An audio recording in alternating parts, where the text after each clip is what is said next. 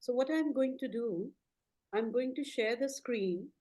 The Incarnate Word has this chapter, and there was a little booklet I used to have, I still have, which is the talks that the mother gave on the first chapter that we are going to read, The Science of Living. And after we read the chapter, we can also uh, go through the question answers that the mother was asked on this particular chapter and the responses she gave. And I will put it on the screen, and then you can volunteer. Puja, very much the format we follow in Life Divine. I think I'm going to follow that.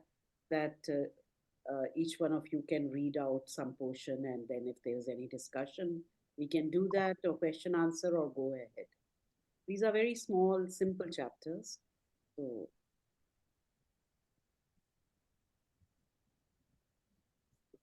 you can see my screen. Yes. Yes. So first volunteer, who would like to read? Yes, I can read. Okay. So screen is big enough for you, na, to read? Yeah. Yeah. So you read till here to start with, because these are the first few ideas. Just read this much. Okay? Okay. Start. The science of living. An aimless life is always a miserable life. Every one of you should have an aim. But do not forget that on the quality of your aim will depend the quality of your life. Your aim should be high and wide, generous and disinterested. Thus will make your life precious to yourself and to others.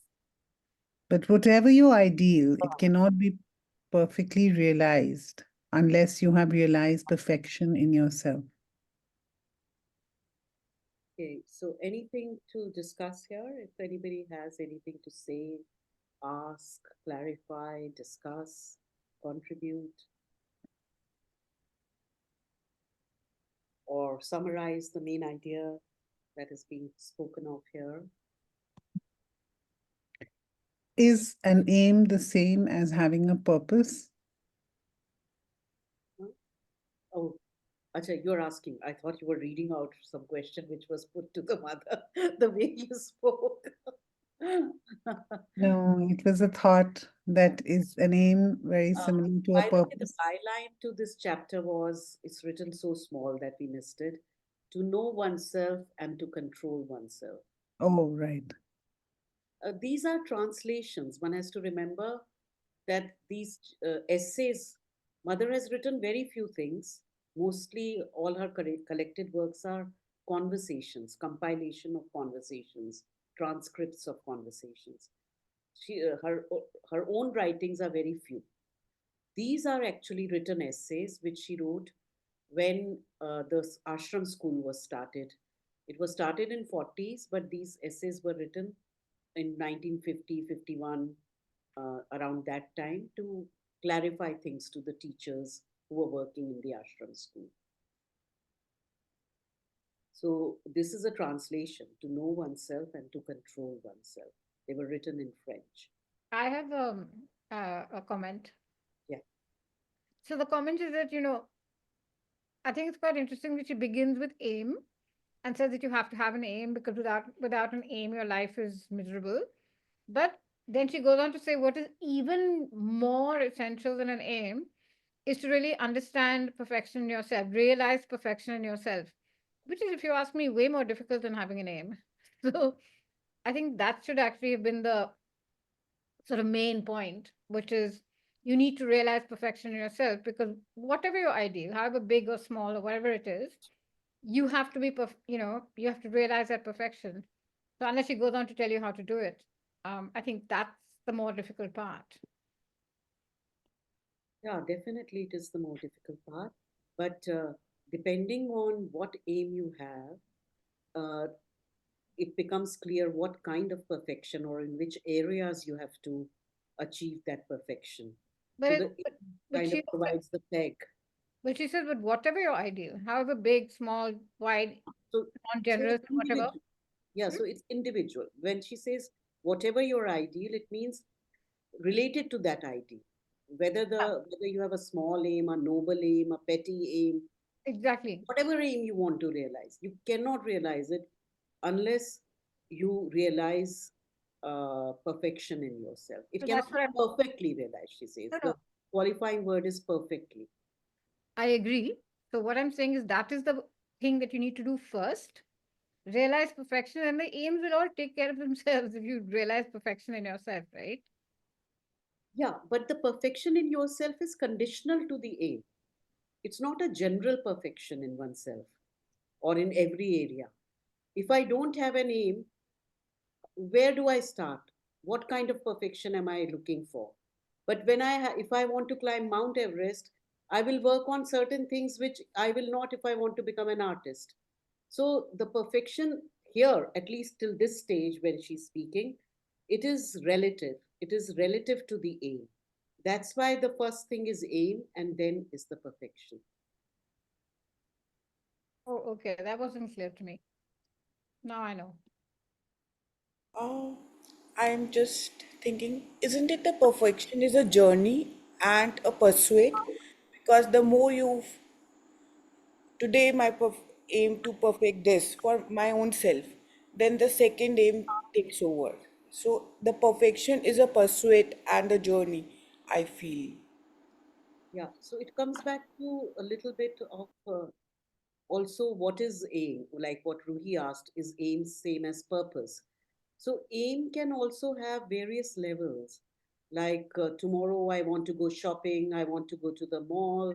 That's an aim, and that is a temporary, a very, in my 24-hour day, it is a very, occupying a very little time, and I might have several aims throughout the day. So when you apply this concept of having a name, it applies at multiple levels, even for any activity, whether I go to the kitchen and I need to cook, whether I want to, how I spend my day. In everything, this applies. And of course, at the deepest level, it is the aim of your life. Why you are here upon earth and what you want to uh, realize through your life. So, as the aims become deeper, wider, larger, the scope of perfection also starts enlarging. So, what I gather is that Sorry, mostly, Pooja, 1 minute. I forgot one thought I have to complete. And what uh, Prerna is saying, yes, perfection is evolving. So it depends on the your aim also, but also in real terms, you never reach perfection. But yet you have to work towards it. Yeah. Pooja, please go ahead. yeah, what I was saying was that this is making me understand that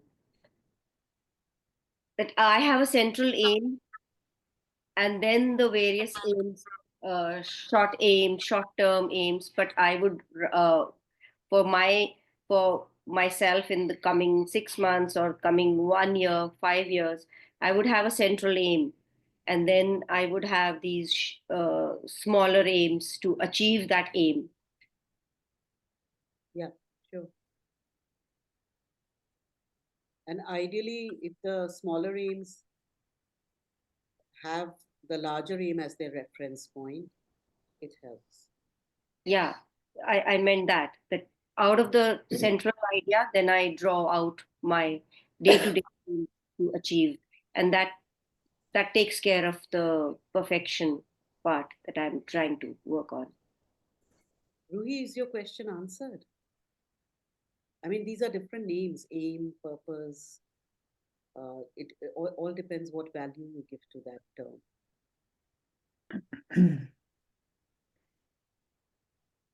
Yeah, it- for the time being. For the time being. You have Yeah. not raised, nobody has raised a question about this. The reason I explained that this is a translation, because I would normally have a difficulty with this word, to control oneself.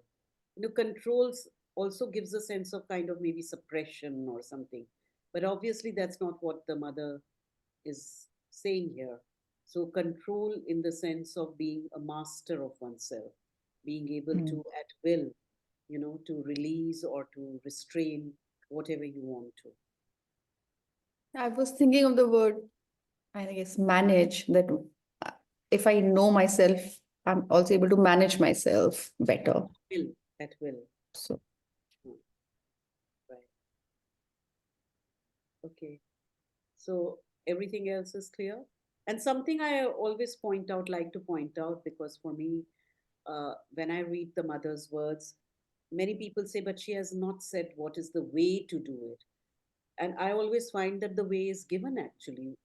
Why do you need a separate thing? Because if you look at this sentence, for example, on the quality of your aim will depend the quality of your life, which automatically translates for me into the day I'm not happy with my life, or the day I'm not happy with my day, I just simply have to ask myself, what is the aim I'm pursuing today? Why is it that I'm feeling bored? I'm feeling dull. I'm feeling depressed. Have I shifted, or what is the quality of my aim? If I raise the quality of my aim, will it create a difference to my day? So for me, this is like a formula that when you want to enhance the quality of your life, just enhance the quality of your aim or review it. Another word which some people misunderstand is this, but in this group, I suppose nobody will.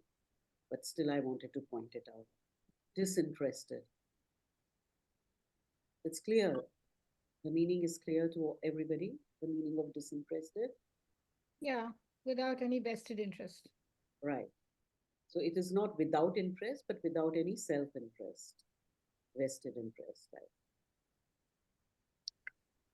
How, Yeah. how is Yes, Ruhi? how is that? How does I mean vested interest on what? I mean, actually, it's all vested only. You are trying to improve your. I'm not improve, but you're trying to pursue perfectionism and all that. So in all ways, you're trying to vest it in yourself to do that. So how is it? So there is a shift from here to here. From here till here, it is like no matter what your aim, uh, this is important, that there is a direct relationship between your aim and the quality of your life. Here she is saying what kind of aim, ideally, what kind of aim you should have if you want to make your life precious to yourself and to others. Give it some kind of a higher quality. So, in that context, she talks of wide, generous, disinterested. So, it is true that no matter even our urge to do sadhana or aspiration has at its core some desire. It's not desireless till we arrive at a very high stage. But the quality of that desire, that's why it is called aspiration. The source of that desire is not in the vital, but in the psychic, deep within. So, disinterested here is more to do with the interests which come based on vital desires, need to get something, to, that kind of a thing. Okay, understand. Also could be called as attachments.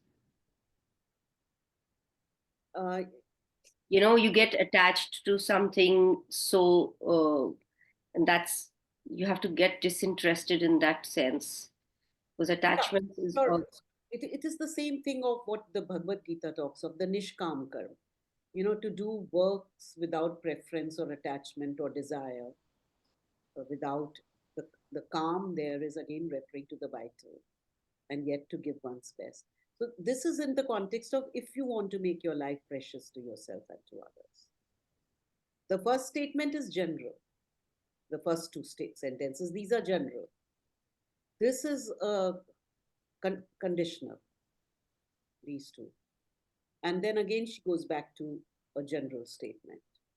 Whatever your ideal, whether it's petty, selfish, noble, spiritual, material, it cannot be perfectly realized unless you've realized perfection in yourself.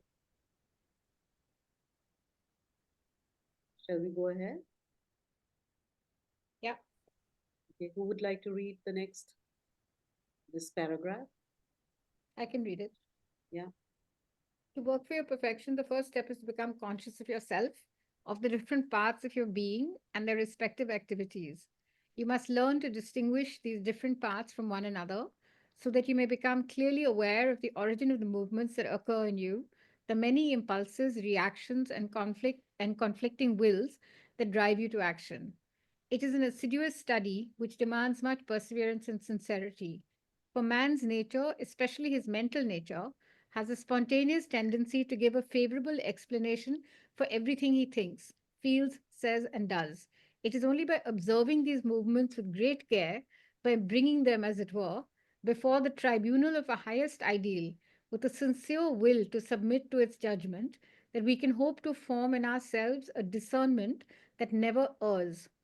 For if we truly want to progress and acquire the capacity of knowing the truth of our being, that is to say, what we are truly created for, what we can call our mission upon earth, then we must, in a very regular and constant manner, reject from us or eliminate in us whatever contradicts the truth of our existence, whatever is opposed to it. In this way, little by little, all the parts, all the elements of our being can be organized into a homogeneous whole around our psychic center. This work of unification requires much time to be brought to some degree of perfection. Therefore, in order to accomplish it, we must arm ourselves with patience and endurance, with a determination to prolong our life as long as necessary for the success of our endeavor. A lot of ideas there. Yeah, nice ideas. I like it. So remember, the context is, I'll again emphasize, the teachers at the ashram school. Who were these teachers? The first lot of teachers? They were the people who had come to do sadhana under Sri Aurobindo and the mother. They had come there for integral yoga, not to become teachers. Many of them were not even teachers earlier at all. But she sent everybody who would come to the ashram when the school started, she would send them to school and say, go and teach. Because she said that the one of the best ways to do sadhana is through teaching. And you teach best what you yourself need to learn. So I'm sending you to school not because you are perfect or you already know. I'm sending you so that you can become perfect and you can learn. As a teacher, by teaching, you learn what you're trying to teach. So, therefore, you will see this gradation that she started with general, but very soon she goes into yogic aims, the aim of your life, and this kind of depth, because she's speaking to a specific audience. If we were to talk like this to DPS teachers and all, then they would run away, maybe. Actually, no, I think it's actually quite relevant to even lay people. Because, Hmm. for example, if we were to say that, look, it's your general nature is to basically agree with everything that you're doing and saying. You find good reasons for why you're doing what you're doing. You can always justify whatever it is you do. So, since that is our normal tendency, if we really want to understand what we are doing, we need to have the ability to discern. And how do we bring about that discernment? So that discernment comes through a practice which requires a lot of patience and endurance. And with that practice, you can slowly see what it is that you are actually doing. So you have to remove that, you have to go against your tendency to say, oh, yeah, of course, what I'm doing is right. And that ability to justify what you're doing is good and right all the time. So you have to really work hard and fight against that to understand what it is you're doing. And I think that's something that everyone can relate to. I mean, it doesn't matter whether, you're a teacher or not a teacher, whatever. So you see here, she's giving the method also. The first step is to become conscious of yourself. And what does it mean, becoming conscious of yourself? The different parts of your being. Of course, it assumes that yes, we have different parts in ourselves and their respective activities. So it requires, first of all, that knowledge. If you were introducing it to lay people, as Ila is saying, and if you wanted to work on it systematically, then to listen to different voices, different parts, which in integral parlance, the vital, the mental, the physical, but you can introduce it in other ways also. But basically, that is what she's talking about, different parts of the being. and distinguishing each part from the other. So, first become aware of the different parts and what they do, and distinguish them, this one from that one. So, where is that impulse coming from, the reaction coming from, the conflicting wills, one part saying something, the other saying something. So, all that, the qualities needed, perseverance, sincerity. And then she explains why this is needed. So, this we are all very familiar with. Now, when she talks about the tribunal of our highest ideal, what is it referring to? The tribunal of our highest ideal. It sounds like more than one thing because a tribunal is usually 2 or 3 people. So it could be 2 or 3 things, like it could be the psychic being could be one part, and I don't know what the other 1 or 2 could be.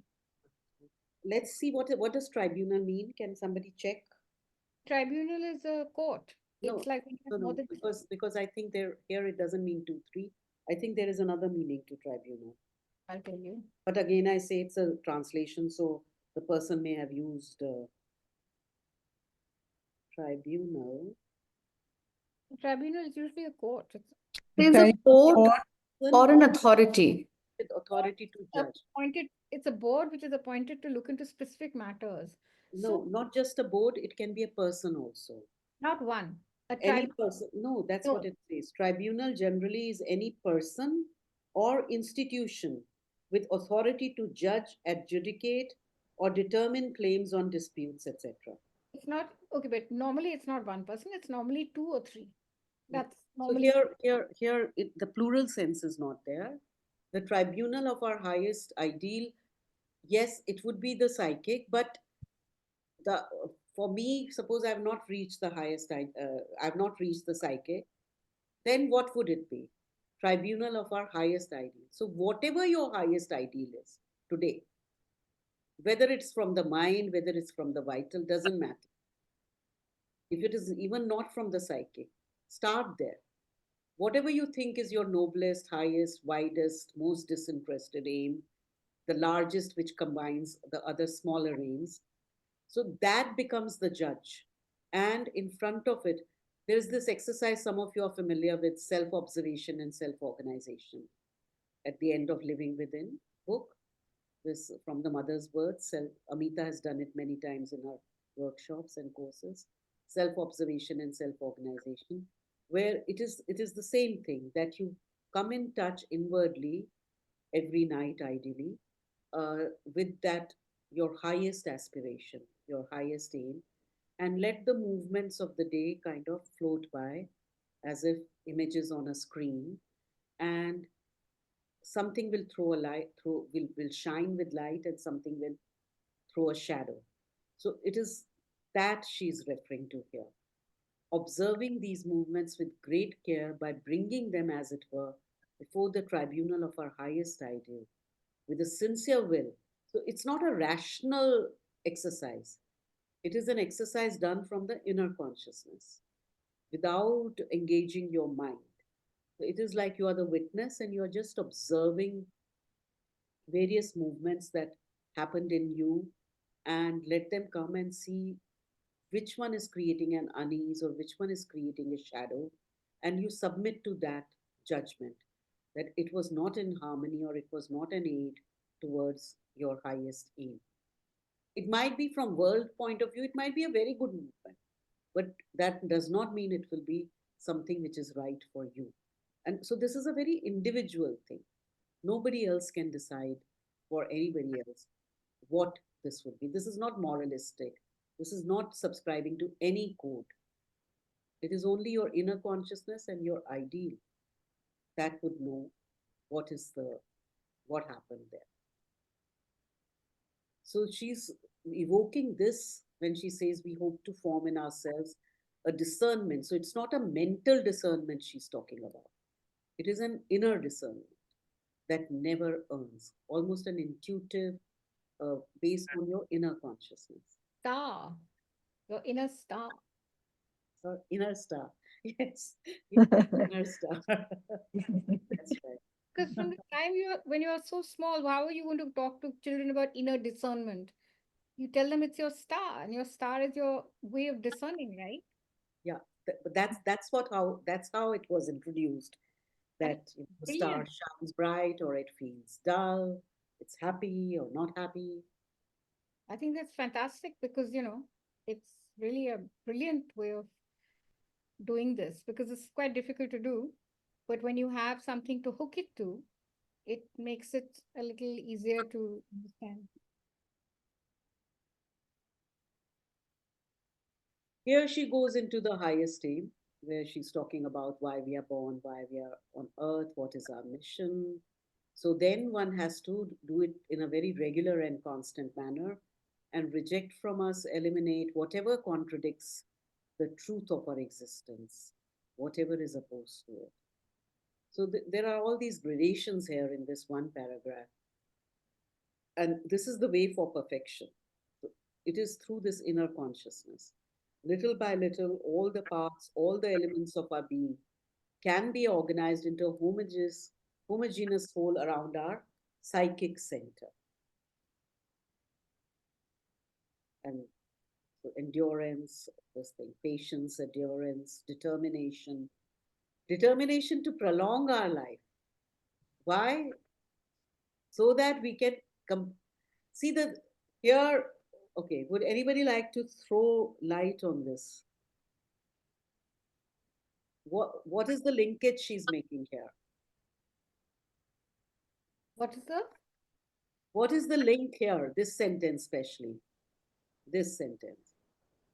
There is a concept behind it, which is not spoken of here, but is in other works of Sri Aurobindo and Mother. It has been talked about. If anybody has an idea, please go ahead. Otherwise, I will share.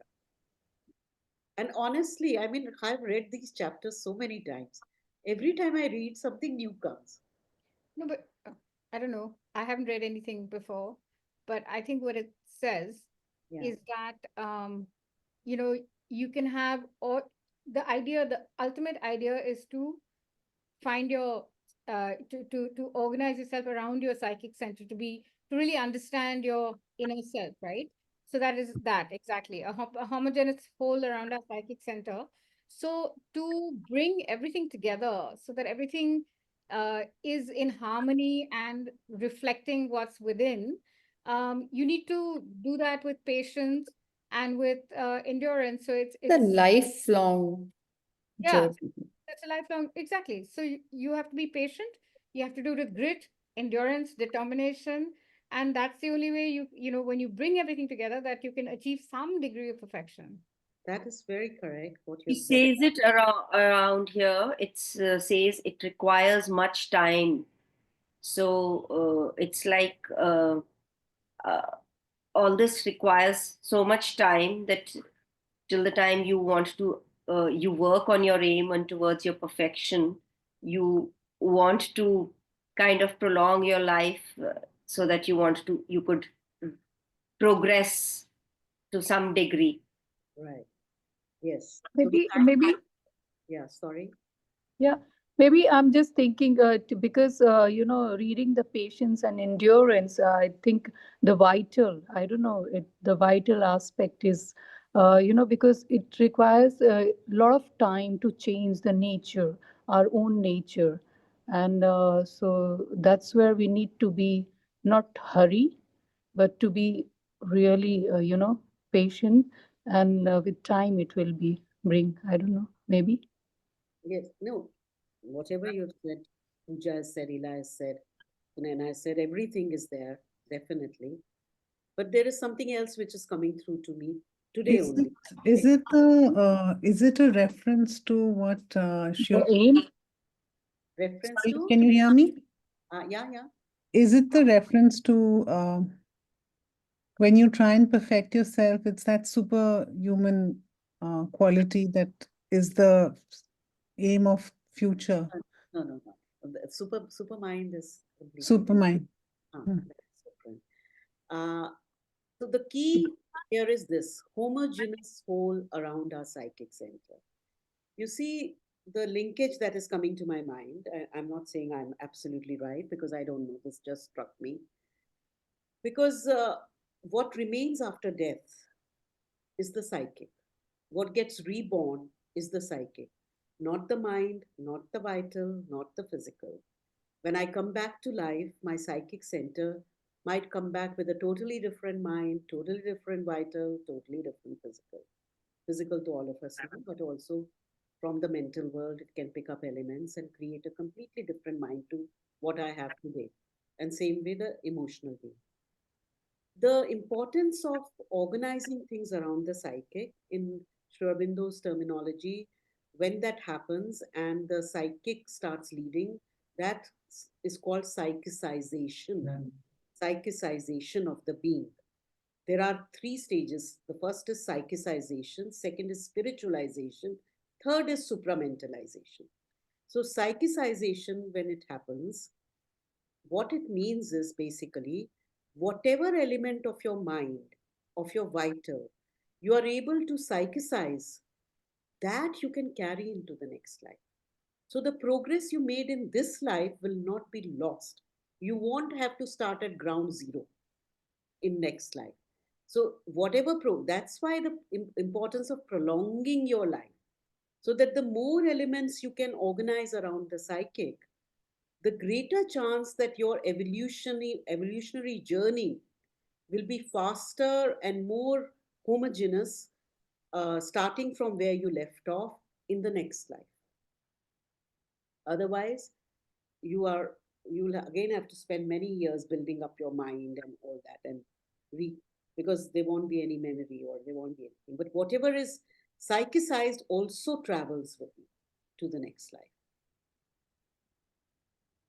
That is the thing. That is what struck me today. Maybe because I'm kind of busy with death at the moment. Okay. Right. So let's shall we go ahead? Yeah. Okay. Anybody else? Next para. This one. I'll read. Yeah. As you pursue this labor of purification and unification, you must at the same time take great care to perfect the external and instrumental part of your being.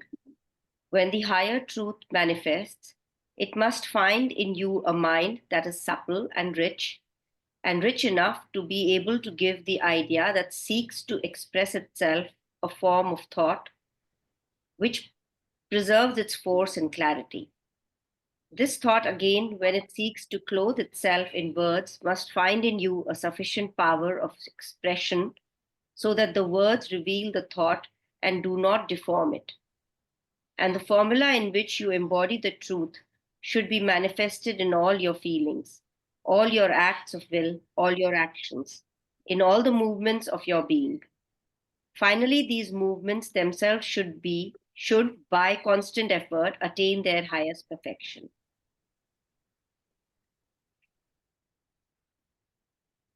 So the previous para was more on the inner level. Now she's coming to the external instrumental. Okay. Yeah. Anything? I think it's clear enough, the whole progression of the inner spirit manifesting through right down through the mind, to action, to the emotions, feelings.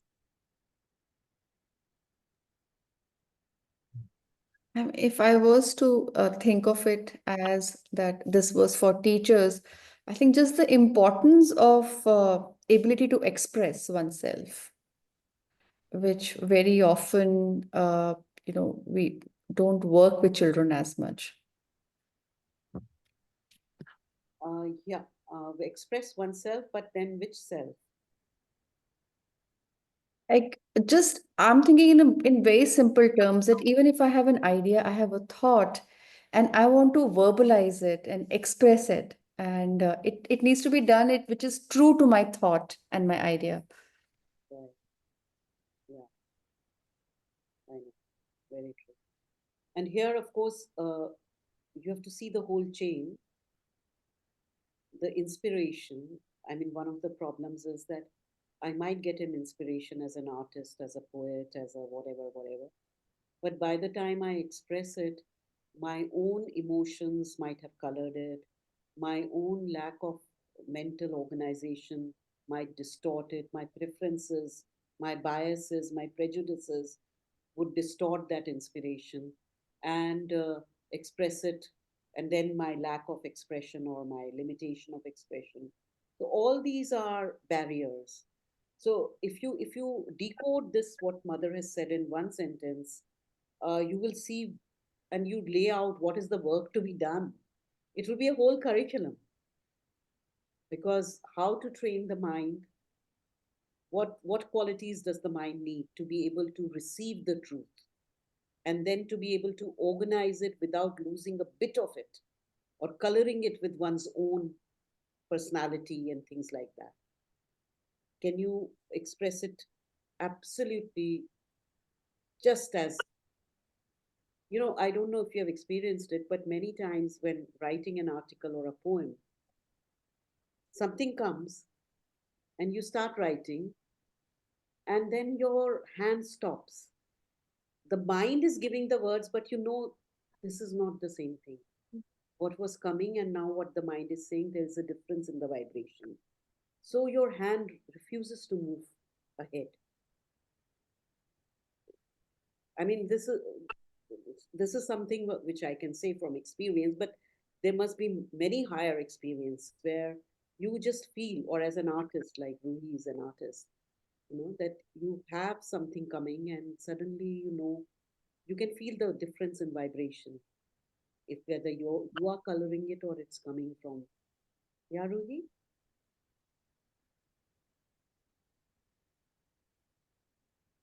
Yeah, I didn't say anything. No, no, I'm asking you because you are What both about? you're both a poet and an artist.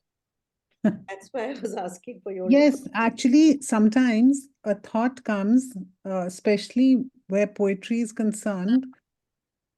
You'll get a thought, and if you don't write it, I've seen with poems, it goes away.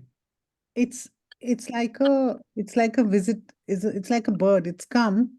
You have to grasp it then in its pure form, and otherwise it just escapes you. Like a story won't do that, but a poem will do that.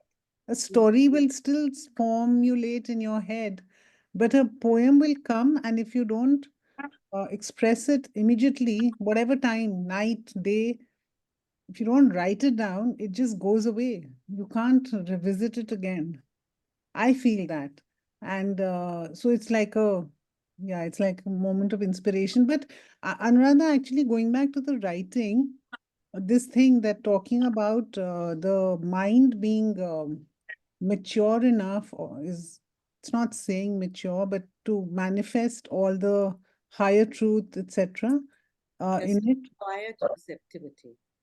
Sorry. When we read mental education, you will see she talks about it. It is a silent receptivity. Yeah, so so I think actually that's what I was thinking was what was being said in the previous paragraph but that also means you'll have to live longer to keep that, to get to that level. Oh. Mm. Yeah, depends. It Depends. also means that if you train yourself, you can achieve No, it. I was just thinking Sri Aurobindo got it in 3 days. Yeah, Sometimes it depends. exactly. It does depend on maybe his work in his previous life was so much that in this life it happened so fast. Uh, Okay. mm. Yeah. So yeah, Nishi, if one just focus, it's true. It's at various levels. So we are not even able to express the mental idea, forget about higher idea, receiving it, expressing it. And then it is not just expression, it is also uh, embodying the truth in the feelings, Feelings. in act, Absolutely. will, in actions, in all the movements of your being. There are so many people, when something happens, they say, or some, even ideas, like people, when people talk about, oh, everybody is equal, you know, or at spiritual level, they say, oh, all is Brahman, don't worry, Are, have you experienced it? Are you living it moment to moment? Don't just spout ideas which you are not living. So, to explain away a happening or something for another person and to say, yes, yes, this happens, this is, ultimately, this is the reality and all, fine. But it loses its power because it is just a mental idea. I'm not living it. It's not in my actions. It's not in the movements of my being. Um, After hearing you all, I just have a thought to share. Sometimes, like there are some masterpieces of art or music, which whenever anybody experience feel something. Whenever we talk about good artists, they those pieces of art has come. I feel has come from some highest aspiration. It was not meant to be sold. That's why sometimes we said कि after the artist goes away, his piece of art. It is that is a feeling I'm. That's the thought or the image I'm getting when I'm hearing you all.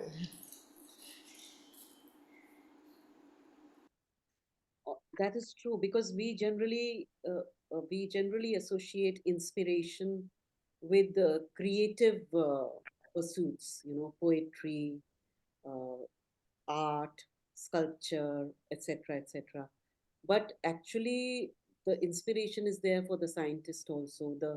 That suddenly there is uh, something opens and you feel I have to pursue this, or maybe the answer lies here. In every field, it is there.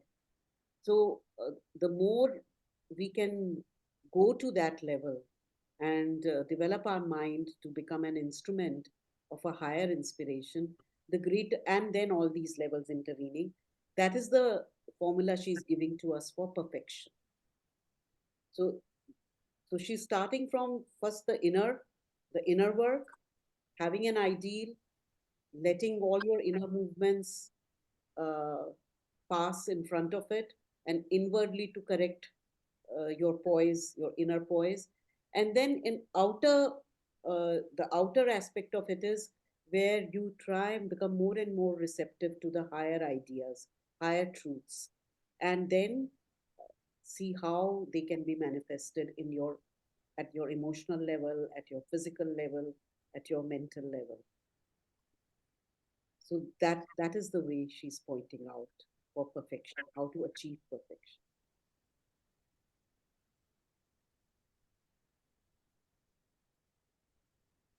Yeah, who would like to read now? I'll read the way. Okay. All this can be realized by means of a fourfold discipline, the general outline of which is given here. The four aspects of the disciplines do not exclude each other and can be followed at the same time. Indeed, this is preferable. The starting point is what can be called the psychic discipline. We give the name psychic to the psychological center of our being, the seat within us of the seat within us of the highest truth of our existence, that which can know this truth and set it in movement. It is therefore of capital importance to become conscious of its presence in us, to concentrate on its presence until it becomes a living fact for us and we can identify ourselves with it. Ah, yeah. Hmm. Yes, anything?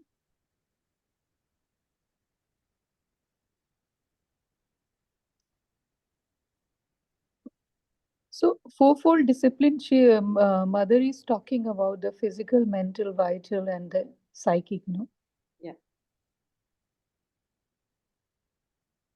I don't know what is psychic discipline. The word which is confusing here is psychological. Because the way we today understand psychological is everything to do with the mind. nothing to do with the soul. But I think if you go back to Greek or Latin, wherever it comes from, the word psyche means the soul. I'm not sure. I was looking on the phone though doesn't give, but more comprehensive, that old type of dictionary should give the source. Because psychological center, then I would think it is in the mind. But I know that that is not what Mother and Sri Aurobindo called the psychic being. I think it's explained in the Sri Aurobindo's book on integral psychology. That book, no? What is There is. I don't remember, but there is a beautifully what it's is explained? explained. What do you mean by it? What is Uh, explained? the psychology and the psyche word. It's been, Word you psyche. know, yes, the soul and means it has been explained. Okay, yeah, it would be interesting to look at that also. But okay. In greater psychology or it's, yeah. So anyway, we know. I think everybody present here knows that this is not what. It's not the mind that is being referred to. So that is okay. Isn't it the emotions also? Psychological is obviously. Mm. Yeah, but that is not what. Okay, sorry. Now I found something here. I will just read it out. Psychic is, this is from Sri Aurobindo. Psychic is ordinarily used in the sense of anything relating to the inner movements of the consciousness or anything phenomenal in the psychology. In this case, I have made a special use of it, relating it to the Greek word psyche, So, CHE, meaning soul. But ordinarily, people make no distinction between the soul and the mental vital consciousness. For them, it is all the same. So Sri Aurobindo has clarified that when he says the psychic, he has used this term deriving from the Greek word psyche, psyche, which means the soul. Okay.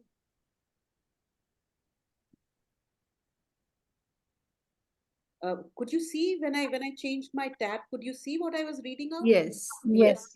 Oh, wonderful, wonderful. That's good. Let's ensure. And now you can see the chapter back again. Yes. Yes. Yeah. So here, in a very simplistic way, the mother is, and she's starting not from the outer, she's starting the discipline from the inner, the psychic discipline, the starting point. Starting point, she says, is the psychic discipline. And what is it? It is the seat within us of the highest truth of our existence. That which can know this truth, which truth? The highest truth of our existence, and also set it in movement. So it knows what is the highest truth of our existence. What does that mean? Why we have come upon earth. What is the mission of our soul in this life? Why have we taken birth? And it knows this truth, plus it can set it in movement. And that's why it's of capital importance to become conscious of its presence, to concentrate on it until it becomes a living fact for us and we can identify ourselves with it. During meditation or something, you might become aware of it, but that is just the beginning.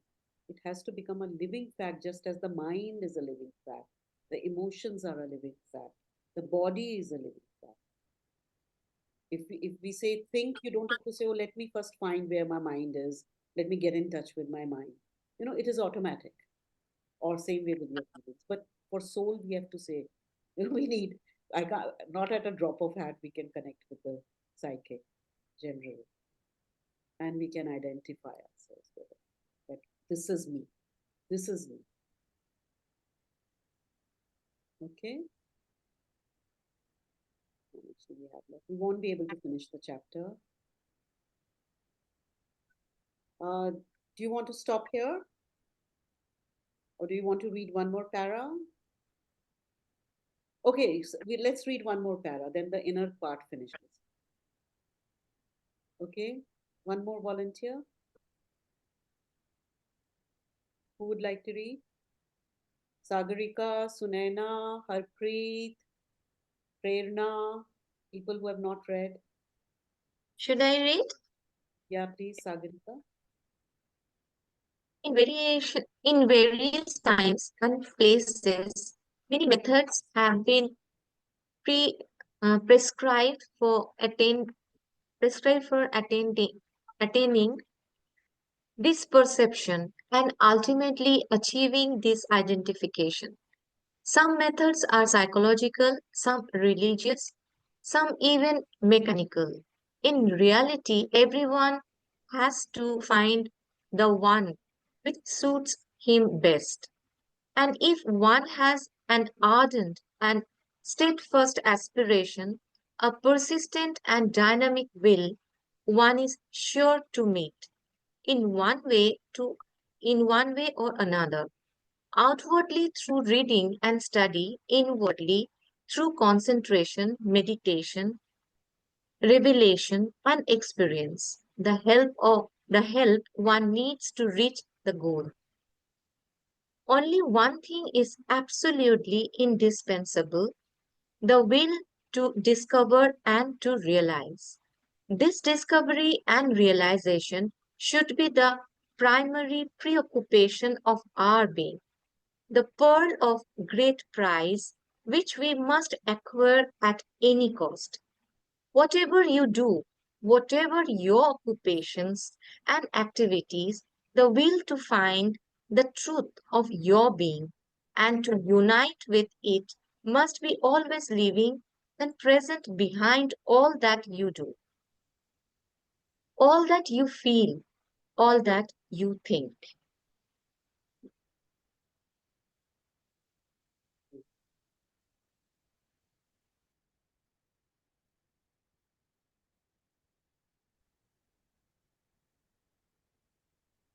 So basically, she's saying it's not the method which is important, it is the will to unite, to find the psychic and unite with it, the constant will to everything which is important.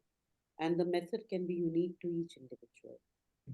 And if there is a sincere aspiration, then either in one's inner life or outer life, one will receive the help one needs to reach the goal, whether through a book, through a guru, through a movie, through a sentence, a meditation, whatever.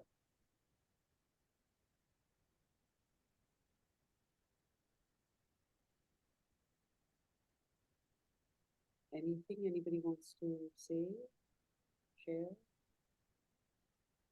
Anything which is not clear?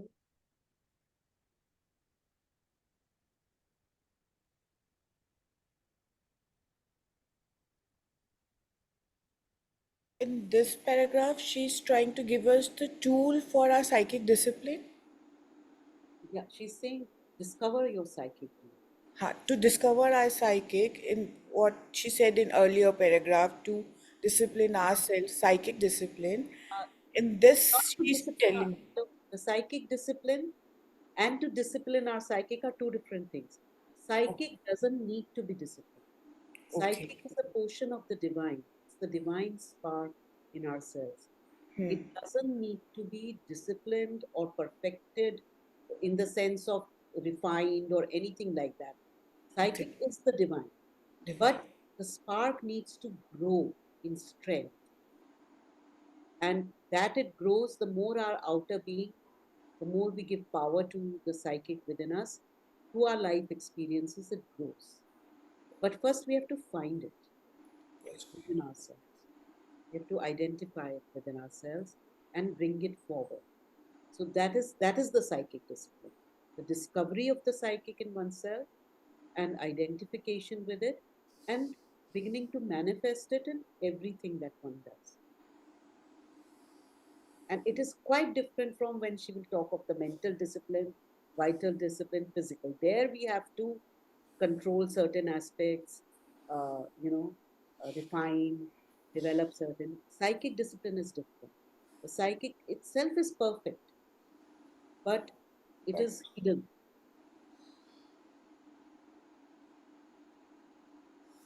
And if I say, if what the best truth I can know about myself, of course, is my journey towards my to understand, to connect to my psyche, the the more, because there's so many layers, like it's going deeper and deeper. I feel this is a new truth revealed to me. This one layer I'm able to eliminate or know about myself. So it's a journey. So this is what the highest truth of my being is, my today's psychic what is, how I identify, that's my question is.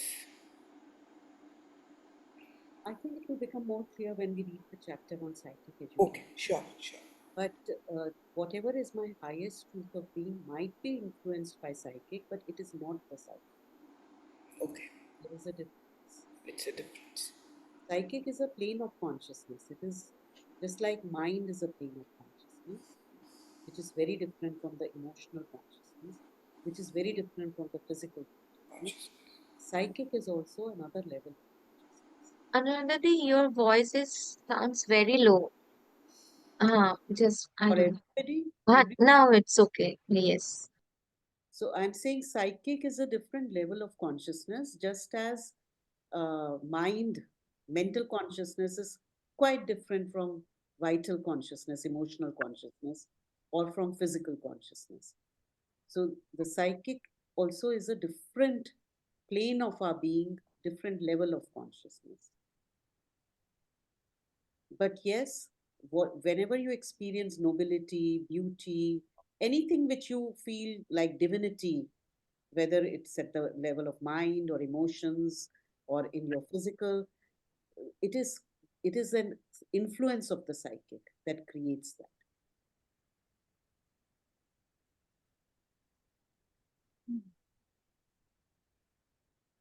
Okay, so it's 6 o'clock. I hope this is okay with you. If you have any suggestions, you want to do it differently, whatever, please let me know. And we keep this time. This time is fine with everyone. Monday is fine. 5 o'clock is fine. Yeah. Yes. Yeah. Okay. Thank you so much. Thanks. Thank you. Thank you. Thank Bye. you. Thank you, everyone. Thanks. Bye.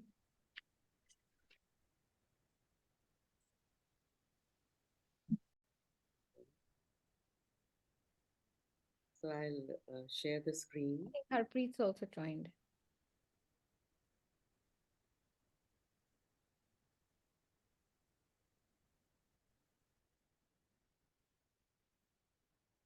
Uh, Remind me where we stopped. Did we read about the psychic thing in brief? Did we read this para? No. I think we should be starting from to complement this movement. So we read all this can be realized by fourfold discipline. Yes. We read the other part also because you said that would complete one part that we were Right. reading. And then we would move to the... No. So do you want to quickly read this again, these two paras? Yeah, Nishi, sure. why don't you read them out then?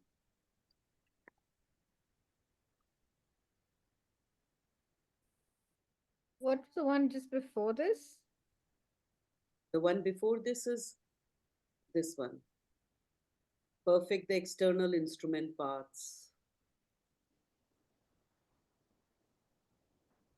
I think it might, I mean, I don't know about everyone else, but for me, since this is all very different, it'd be nice if somebody just summarizes what where Okay. we've got to. And Would then anybody like take to on. summarize? Me? No. No, anybody else? Would Okay. anybody else like to summarize what we read?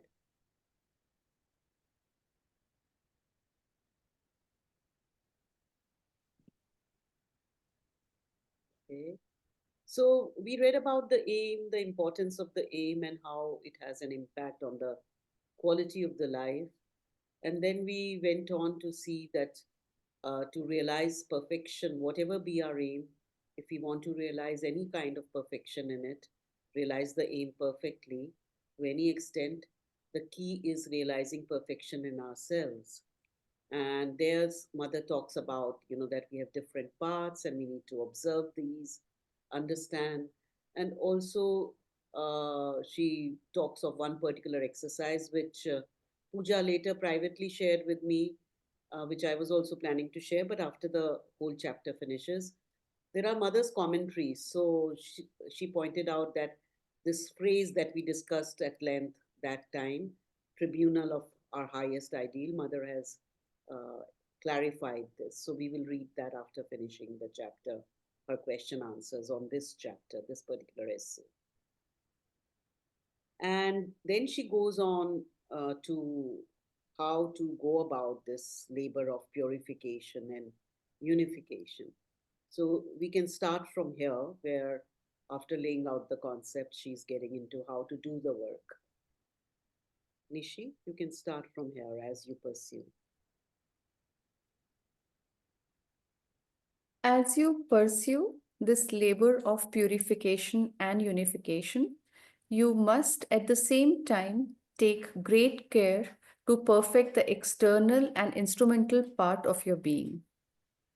When the higher truth manifests, it must find in you a mind that is supple and rich enough to be able to give the idea that seeks to express itself a form of thought which perseveres its force and clarity.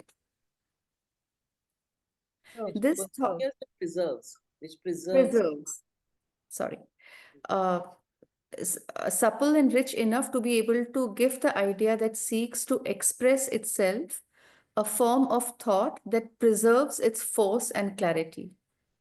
This thought, again, when it seeks to clothe itself in words, must find in you a sufficient power of expression so that the words reveal the thought and do not deform it.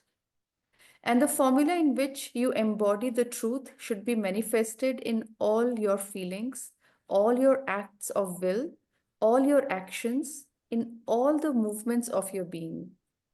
Finally, these movements themselves should, by constant effort, attain their highest perfection.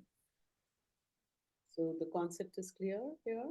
Yeah, I think it's really nice.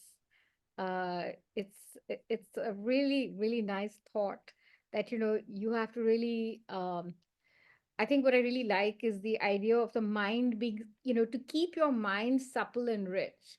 And one of my sort of feelings about a mind being supple is I think that young people or people who retain, as people get older, we tend to get more rigid, right? And I think that one of the hallmarks of people getting old is to be rigid and be stuck in your ways. Whereas if you can try and keep your mind supple, keep your mind open, it keeps you, apart from the fact that it keeps you younger, it keeps you much more open to change, and I think this thing about it must find in you a mind that is supple and rich, because you can't change unless you are always sort of, trying very hard to bring about that suppleness in your mind, in your thinking. And if you do it, with consistency across everything that you do, then it becomes real. So this thing about, it should be manifested in all your feelings, all your acts, all your actions. So, then it becomes really like the essence of you. So I think that's really, really nice. Any other thoughts?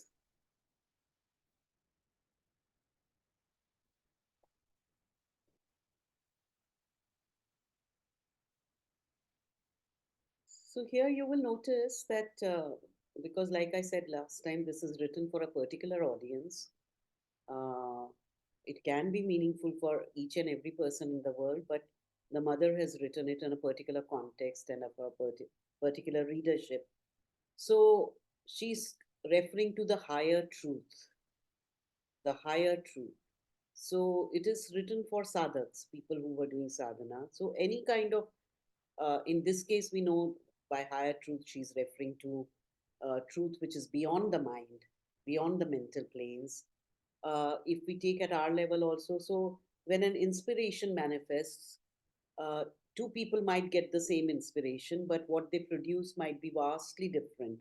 Not just the form of that expression, but the quality of that expression. What might create brilliant music out of it, another's music might be mediocre. Maybe initially they got the same inspiration, But if the instruments are not ready, then the way it is interpreted by the time it manifests in the real world, the material world, the form changes, it gets distorted. And that happens with any idea, any thought, etc. So it is like a, if those of you who have been to the Matri Mandir, like there is this light which is there on top, and then there is no obstruction, and it goes right till the subconscious. It is going one straight ray down.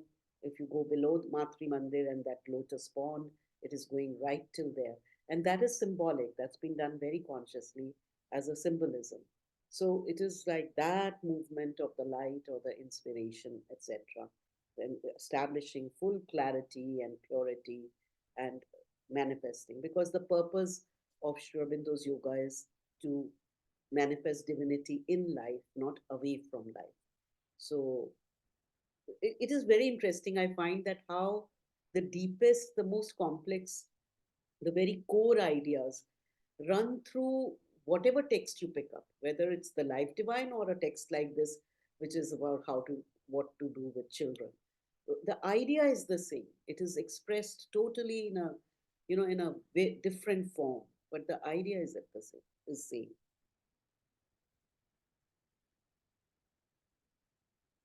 Okay, let's go on. Who wants to read? Shall Nishi continue, or would somebody like to read? Harpreet, we haven't seen you last time, so maybe you can read. I'll read in a while after I park my car. Can we wait for that in 5 minutes? Sure, sure. Okay, Sagarika, why don't you go ahead? Okay. All this can be realized by means of a fourfold discipline, the general outline of which is given here. The four aspects of the discipline do not exclude each other and can be followed at the same time. Indeed, this is preferable. The starting point is what can be called the psychic discipline.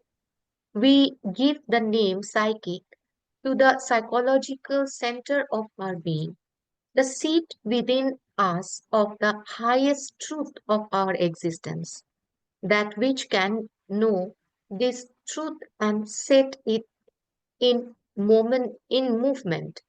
It is therefore of capital importance to become conscious of its presence in us.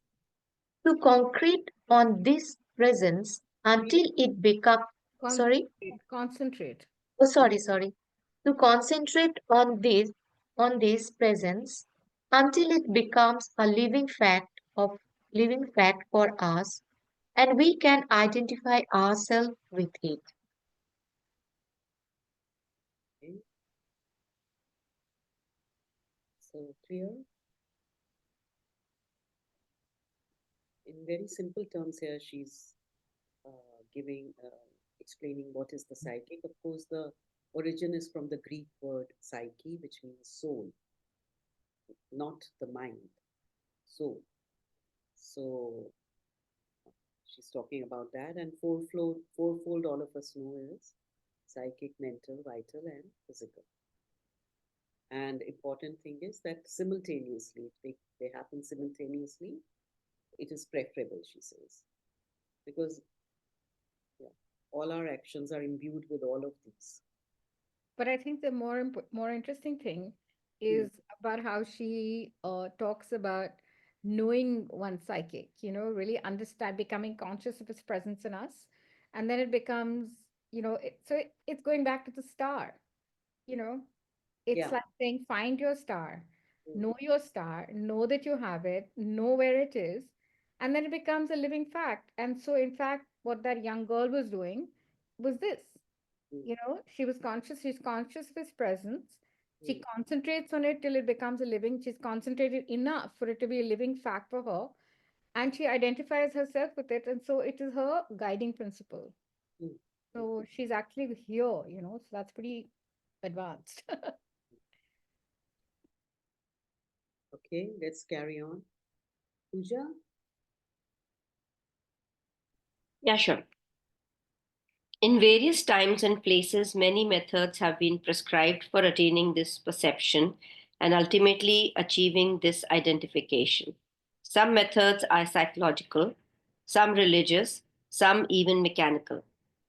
In reality, everyone has to find the one which suits him best.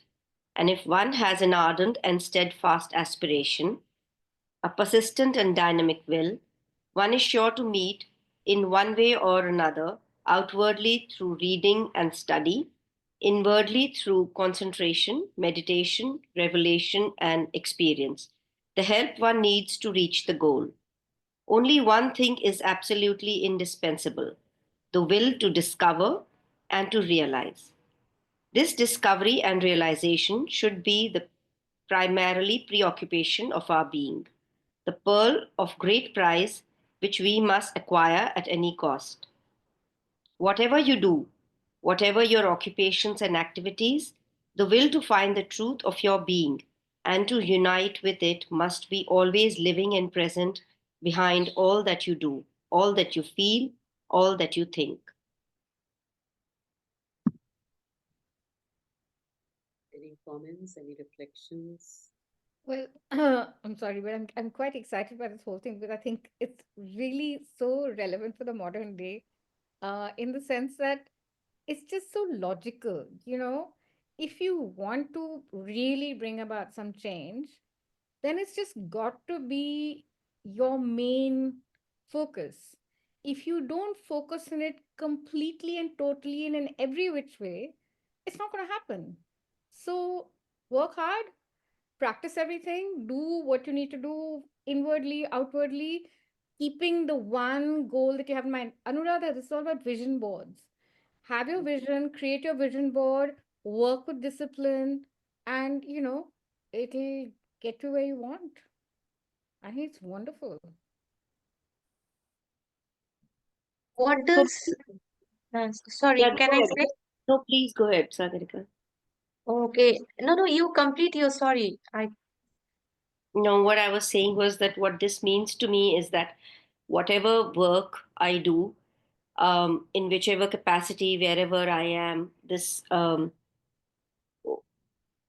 my work is dedicated towards towards the divine in such a way that whatever work I'm doing, doing it with absolute consciousness, absolute putting in my best and aligning all my physical, vital, and mental alongside, so that um, of course I'm not going to get to perfection, but I'm aiming towards that in a way that if it's mental, then I know how I have to handle myself and my feelings and emotions, or my energy, or my physical to it. And again, the will that Mother mentions here, the will is, I think, one of the strongest thing. It's like that something is energizing you all the time. That will.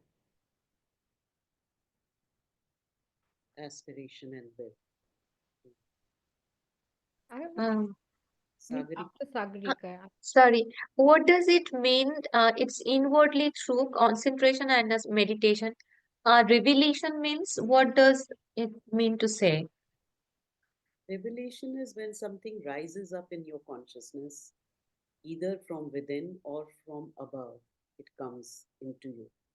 When you concentrate through your whole concentration is concentrate. So your whole consciousness is concentrated when you meditate and you inwardize your consciousness, then and you are quiet, sufficiently quiet, then there are things which are revealed to you. You might see it in a form of a vision, you might hear a word or a sentence might flash or something, or you might get, an intuition an urge to read something particular, pick up a particular book and look at it for no reason, no rational reason or outer impetus. So it can take various forms.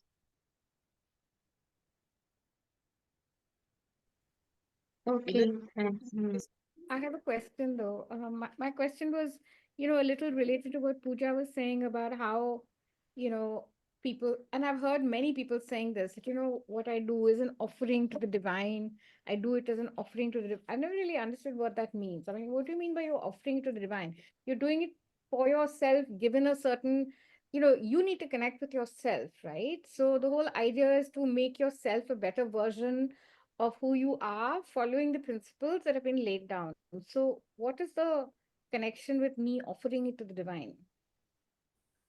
Uh, what I mean by offering my work to the divine is that I am free from the attachments that I put with that work that I'm doing from my side and from anybody else. So if I'm doing some work and somebody, I may say that, oh, I did this work and nobody even appreciated it, or nobody even um, valued it, or it didn't come out so well, and all of those things that one gets into.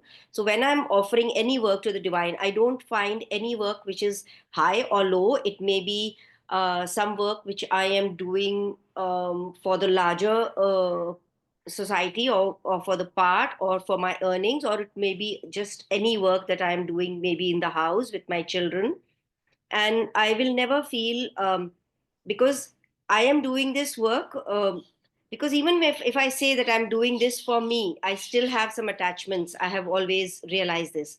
And whenever I never go down into despair if my work doesn't go well, or is never appreciated, or in even if I have not found it to my own expectations.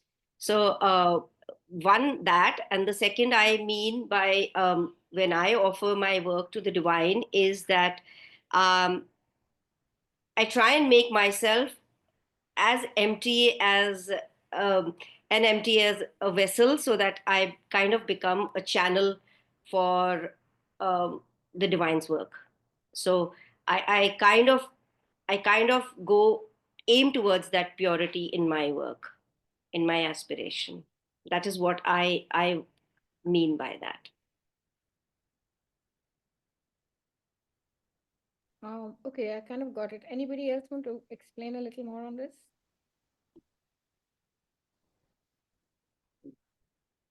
It's a very challenging thing. I think every other day I also struggle with this, that what is really offering, and am I really offering, or is it only a mental formation I have? And then I would read something and it gives. So I think it's a mixture. I'm speaking personally for myself. It's a mixture. The basic movement, like Pooja is saying, is of becoming aware of your own biases, preferences, desires, expectations. It is not that they disappear, but when you, at least at this stage, if I mentally remind myself that let me offer it to the mother, it helps me in becoming a little more detached from the result, whether it will be good or bad. At the same time, not to slip into chalta hai, still have the same passion, same, do it with the same interest. So it is always a till you are actually established in the psychic consciousness, it is always a struggle, because the vital has to be used, the vital enthusiasm. You cannot deaden it in the name of spirituality. So you have to give it that uh, force, the force of the vital, so that you do it with full passion. And yet, that passion has to be a disinterested passion. It is not for your own selfish gain. Although you will get something out of it, whether it is your inner joy, whether it is a material thing, but that is not your primary aim why you are doing. And if that is withdrawn, uh, it is, you don't fall into despondency or despair. And it depends on the work. So sometimes it can be like, if I'm going to write something and I don't know, my mind is full of ideas, but I'm not getting the right vibration. I just feel it is my ideas. I'm looking for something else. I myself don't know what I'm looking for. But I, like Pooja said, one tries to make oneself empty and receptive, and suddenly something comes through. And when it is really like that, it doesn't happen every time. When you are writing it, you write and then suddenly the pen stops. It will not move forward. You can push it to move forward, but it is like the impetus is gone. And if you create a piece like that, later on when you read it, you don't recognize it as your own. It has come from somewhere else. So it is that kind of experience. And this offering is in everything, whether it is eating, when you offer the food, whenever I do it, even if I do it mentally and I take a 1 second of just closing my eyes and offering, I notice a shift in the consciousness. The vibration changes. So something happens at the subtle level. And I think as one practices it more and more while knowing that there are still many more steps to actually reach there, the being gets prepared to come into that. One day that click will happen. So that's why I go through questioning myself, is it really offering? Am I really offering, or am I just fooling myself? But still, one continues. That's my experience. But thank you both. I think that was very interesting, illuminating. Thank you for asking the question. Okay, so the rest is clear, I suppose. So this element of, which is wonderful element, but which is also, I think, one reason why we don't have Sri Aurobindo and Mother's thing hasn't turned into a cult, because they don't give ready, quick fix solutions or ready-made steps. There is a lot of freedom. Everybody has to find their own way. So the freedom is there. There is no manual how to do it.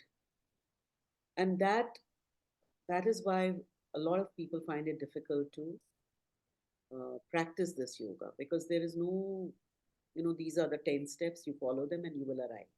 It's not like that.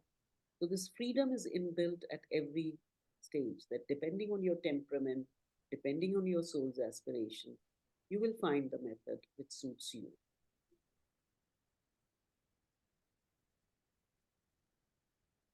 Ruhi, would you like to read?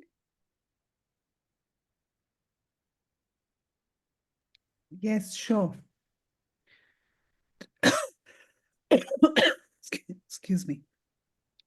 To complement this movement of inner discovery, it would be good not to neglect the development of the mind. For the mental instrument can equally be a great help or a great hindrance. In its natural state, the human mind is always limited in its vision, narrow in its understanding, rigid in its conceptions, and a constant effort is therefore needed to widen it, to make it more supple and profound. So it is very necessary to consider everything from as many points of view as possible. Towards this end, there is an exercise which gives great suppleness and elevation to the thought. It is as follows. A clearly formulated thesis is set. Against it is opposed its antithesis, formulated with the same precision. Then by careful reflection, the problem must be widened or transcended until a synthesis is found which unites the two contraries in a larger, higher, and more comprehensive idea.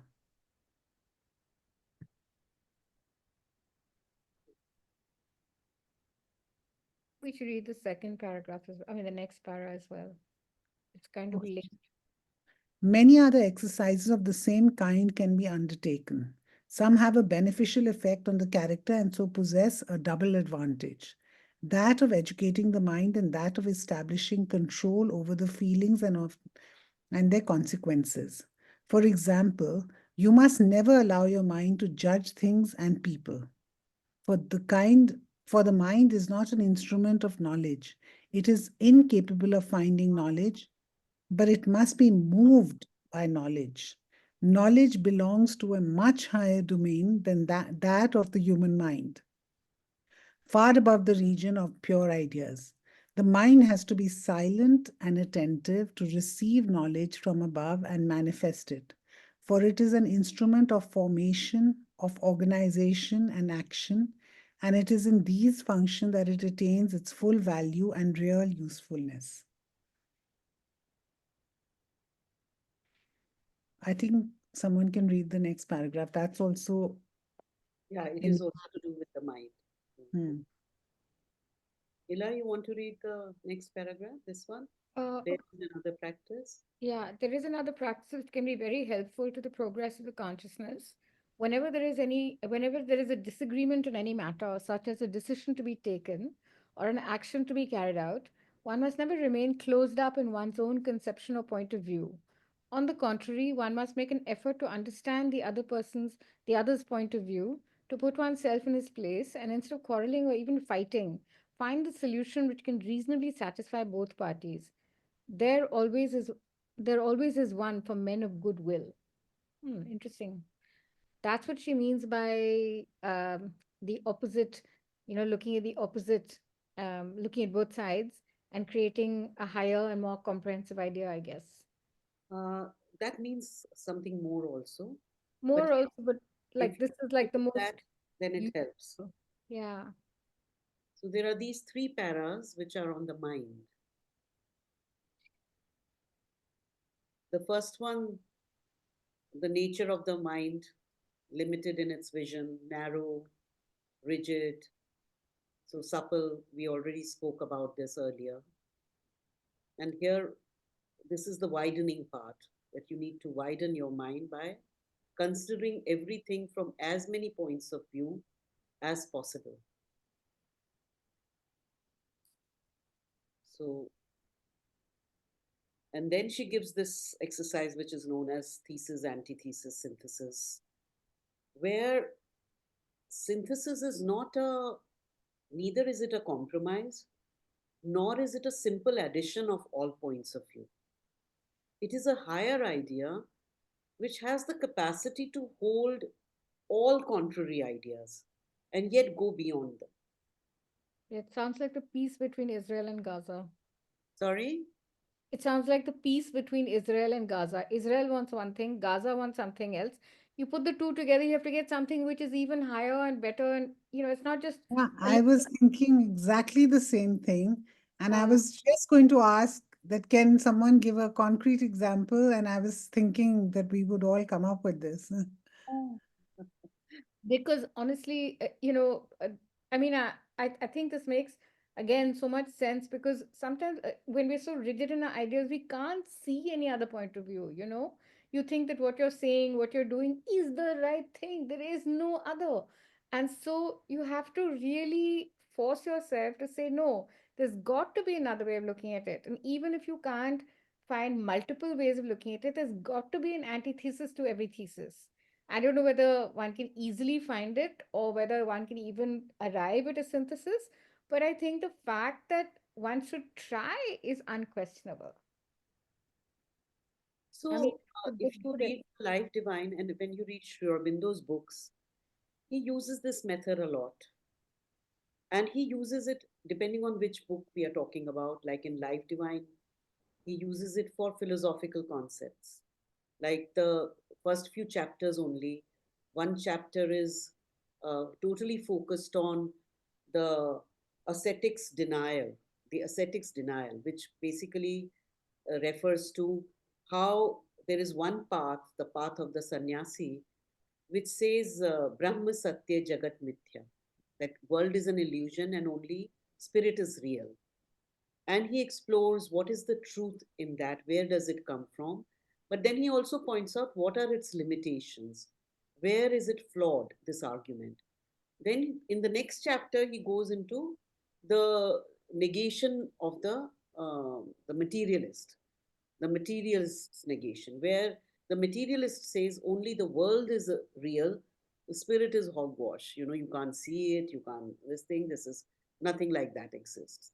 And again, he goes into what is the truth behind that, why the materialist says that, and how the materialist is correct, and where it is flawed. And then he comes to, okay, so what is true in both, and what is the higher idea where both of them become partial aspects of the same truth. And he comes to the larger idea.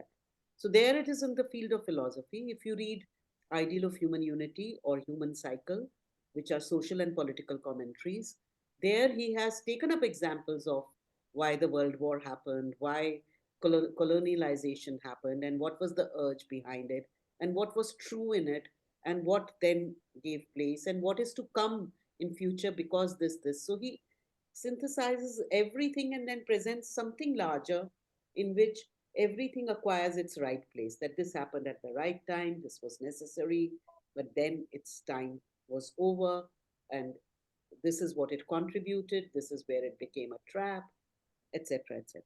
So that is the method Sri Aurobindo's writings follow, his prose writings.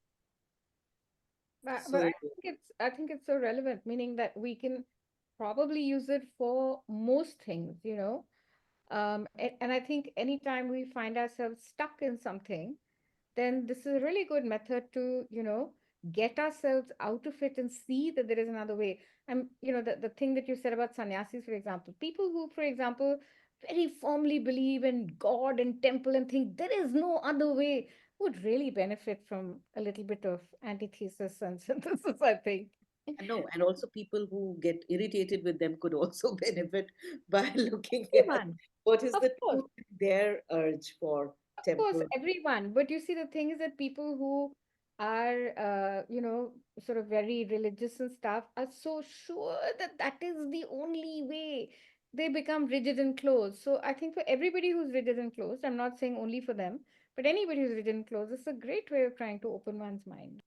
I have also come across people who are so scientifically bent and so working with the mind, and that they only need proofs and proofs. Even if they believe in an idea, something strikes them, something they just don't accept it because they are so staunch, because they want to go with that proof thing.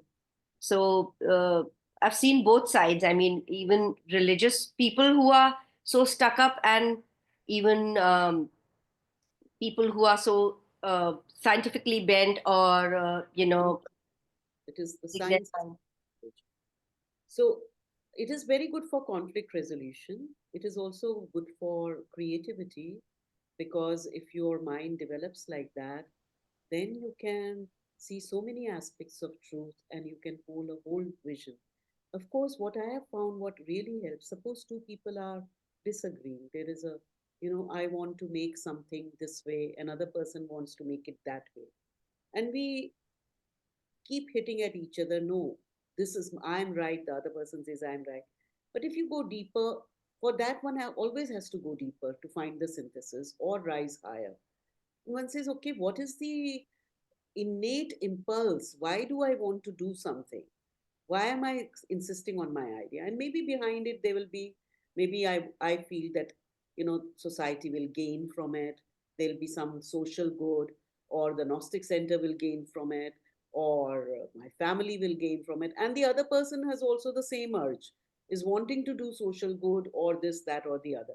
That is the point of unification. The mother has also spoken in terms of quarrels and all, that always insist on points of agreement rather than point of differences, and find that point of agreement. And to find the point of agreement, you always have to go deeper, deeper. What is at the core?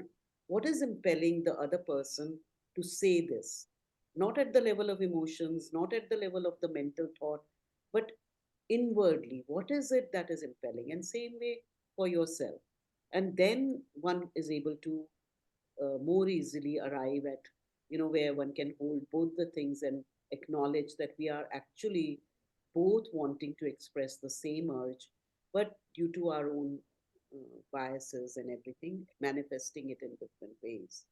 And today I was having a chat with a person who comes to Lavani to teach English, and she was asking for my ideas about working with older children. And one of the things we were discussing, and which I've thought very often, when we were in school, we were always encouraged to, debates. Debate is a form which is very often engaged in, for and against. And after reading all this, I feel that only encourages, although, yes, it helps you see a different point of view, but still it encourages a division.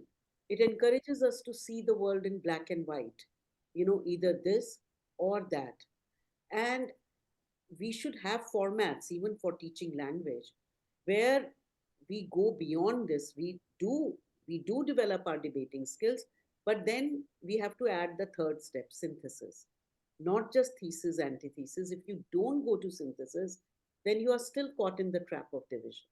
It is only when you go to synthesis, then you start moving towards. I think in the para before this, she talked about the ability to communicate well. Otherwise, it gets deformed. I think the word she used was deform. Yeah, Uh, that is the higher idea when it manifests in you. yeah. If the instrument is not ready, then it gets No, distorted. but she talked about, I think she said communication. So you've got to be able to communicate it correctly. 1 second. Sufficient power of expression so Yes, that the words reveal the thought and do not deform it. exactly. Exactly. Power of expression, Yeah. whichever way you express, as music, as culture, as a writing, as a speech, in So your that the words communication. reveal the thought. So it's obviously something to do with words as well, because it Yeah, yeah. says That's what I'm saying, in any form, any form. yeah.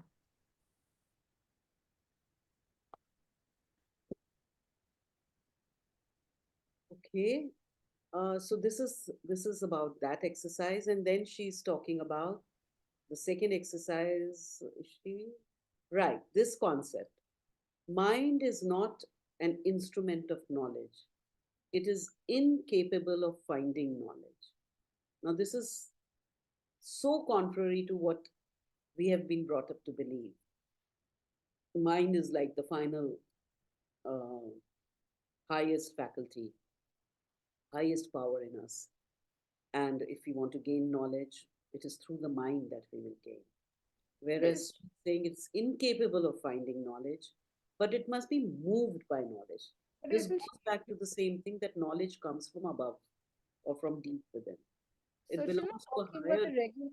That's because she's not talking about the regular understanding of what we mean by knowledge. Like if you and I were having a conversation about knowledge, I mean, what we would be talking about is what we learn from books. That's what we So think is that's knowledge. information. That's That's yeah. information. So her definition of knowledge is very different from the way most people would think of knowledge, right? No, even when they speak of knowledge, not information, uh, knowledge, wisdom, all these things are considered mental generally. They're considered to be from the mind. Yeah, but They're not through considered that mind is only an instrument to organize the knowledge. Knowledge I comes from planes which are beyond the mind. I was just the only point I was making. I agree with you. The only point I was making is that the definition is very different from the way Yeah. most people would use it. That's all. Yes, it is. But same thing. So I'm saying people use word knowledge for information also, but even if they don't use it for information and they're using it for some wider or higher kind of thing, still the source, or it seems to be ascribed to the mind. Whereas here she's talking about, even if you see in many philosophical traditions, even in religious traditions, uh, uh, maybe perhaps most West, I don't know. I think maybe Western religion, I'm not sure. I'm just assuming, I might be wrong. That knowledge is ascribed to the mind still. It is not ascribed to regions above. Inspiration, revelation, yes, but knowledge itself.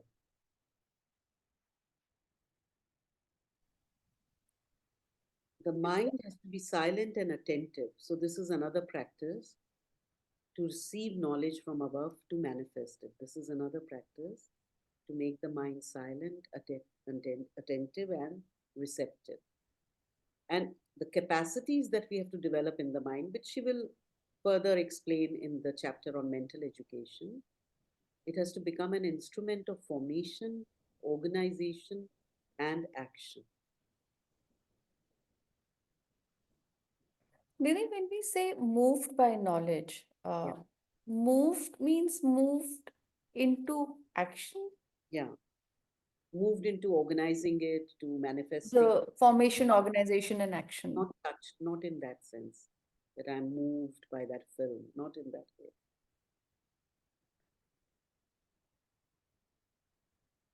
And the third paragraph, it is again about the trying to understand the other person's point of view. Good work. Okay, let's carry on. Who would like to read? Everybody has read. We can repeat the order or what? I can read. Here we must mention the discipline of the vital. The vital being in us, the vital being in us is the seat of impulses and desires, of enthusiasm and violence, of dynamic energy and desperate depressions, of passions and revolts. It can set everything in motion, build and realize, but it can also destroy and mar everything. Thus, it may be the most difficult part to discipline in the human being. It is a long and exacting labor requiring great patience and perfect sincerity, for without sincerity, you will deceive yourself from the very outset, and all endeavor for progress will be in vain. With the collaboration of the vital, no realization seems impossible, no transformation impracticable. But the difficulty lies in securing the constant collaboration. The vital is a good worker, but most often it seeks its own satisfaction. If that is refused, totally or even partially, the vital gets vexed, sulks, and goes on strike. Its energy disappears more or less completely, and its place leaves disgust for people and things, discouragement or revolt, depression and satisfaction. At such moments, it is good to remain quiet and refuse to act. For these are the times when one does stupid things, and in a few moments, one can destroy or spoil the progress that has been made during months of regular effort.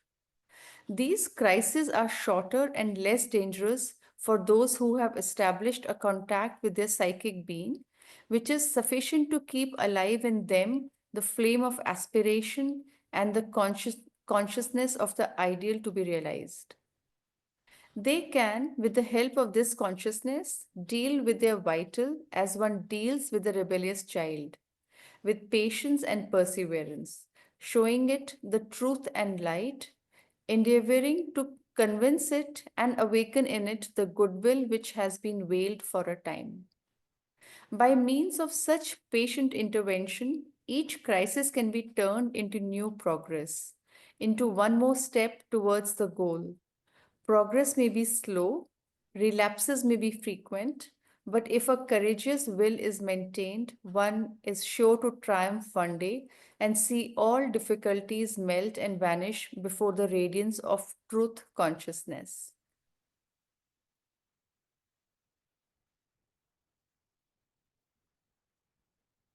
Yeah, the vital, most interesting character. Such contradictory words put together is what struck me when I was reading it.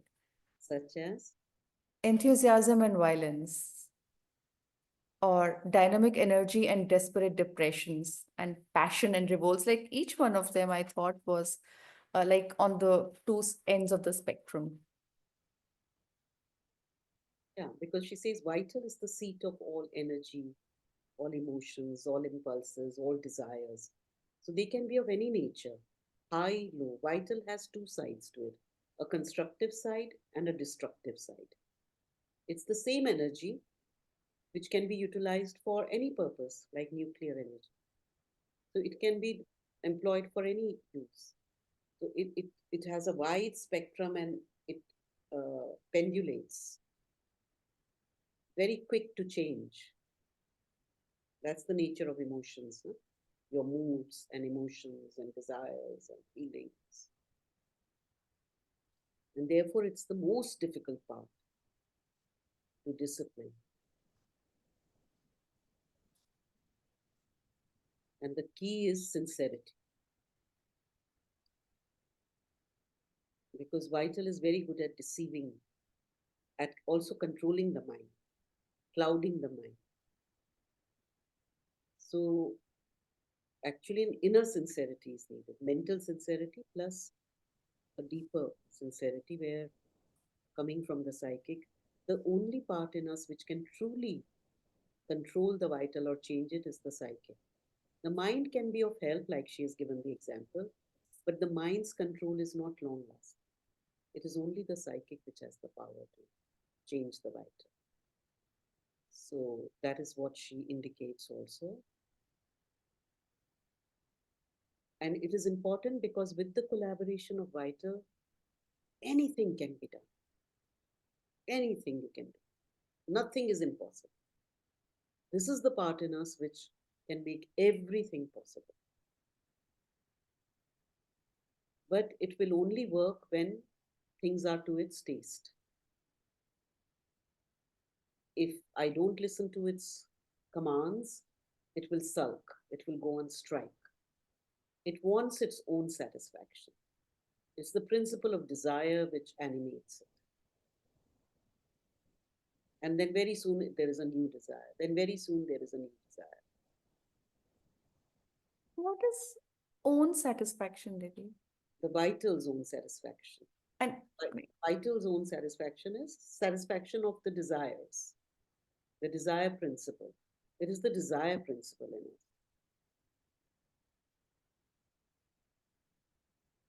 अब क्या ये जो teachers meetings होती है उसमें क्यों चाय और समोसा देते हैं? It is not purely for hunger or anything. It is to satisfy the vital desire, to keep them interested in the work. चाय और समोसे मिलेंगे ब्रेक में. So vital keeps interested. Huh? Little things. You notice yourself, the whole day is full of desires. You give yourself little rewards through food, through something else, and push yourself to do something. Because at How the end, about, but Radhadi, how about, um, some of the habits, because vital is like, even I've experienced in me, maybe because of art also, suddenly a particular, something I'm working on, or music, it will inspire me, and the whole world will be there out in front of me, and I'll be working out it in action. And the other moment you will realize that it will just not appeal to you like that. So definitely, for me, like even now with age and of course knowing about the vital as the mother describes it, that it is going low. But at times it just, just goes out of hand. Yeah. So it's very, I mean, you can't explain it logically. कि अभी तो, बहुत excitement था और अभी voice is not very ऐसा clear, Harpreet. Can anybody understand what Harpreet is saying? I get bits and pieces, but I'm not I getting think there's them. a lot of echo or Yes, something. not very clear. I know you're talking something about your dance and something about appreciation. Yeah, yeah. So I was, am I clear now? I'll try to be louder. I have something in my throat. Is it clear now? Is it better now? Very slightly. I'm still making an effort to understand you. Okay, in that case, I think I should not speak because then I don't want your vitals to give up, vital to give up. You can type your question in the chat box if you want to. No, I don't have a question. I just have an observation. And when you were talking about chai samosa, the only thing I said about uh, my mood or in general getting tired with the work is things like looking at flowers, looking at leaves, watering plants, spending time in the nature, or similar things might actually push up your vital, Yeah. as well. So Up. Yeah. rewards are there are better rewards than chai samosa. I was just trying to say, are they? I mean, Yeah, because the mother has also spoken about, in relation to food, she has spoken about that if one learns the art of, and children have it, that's why they can play for hours, the art of taking energy directly from nature. Because plants, the sunlight, the flowers, they carry energy and children imbibe it directly. That's why they can go hungry for a long time and keep playing.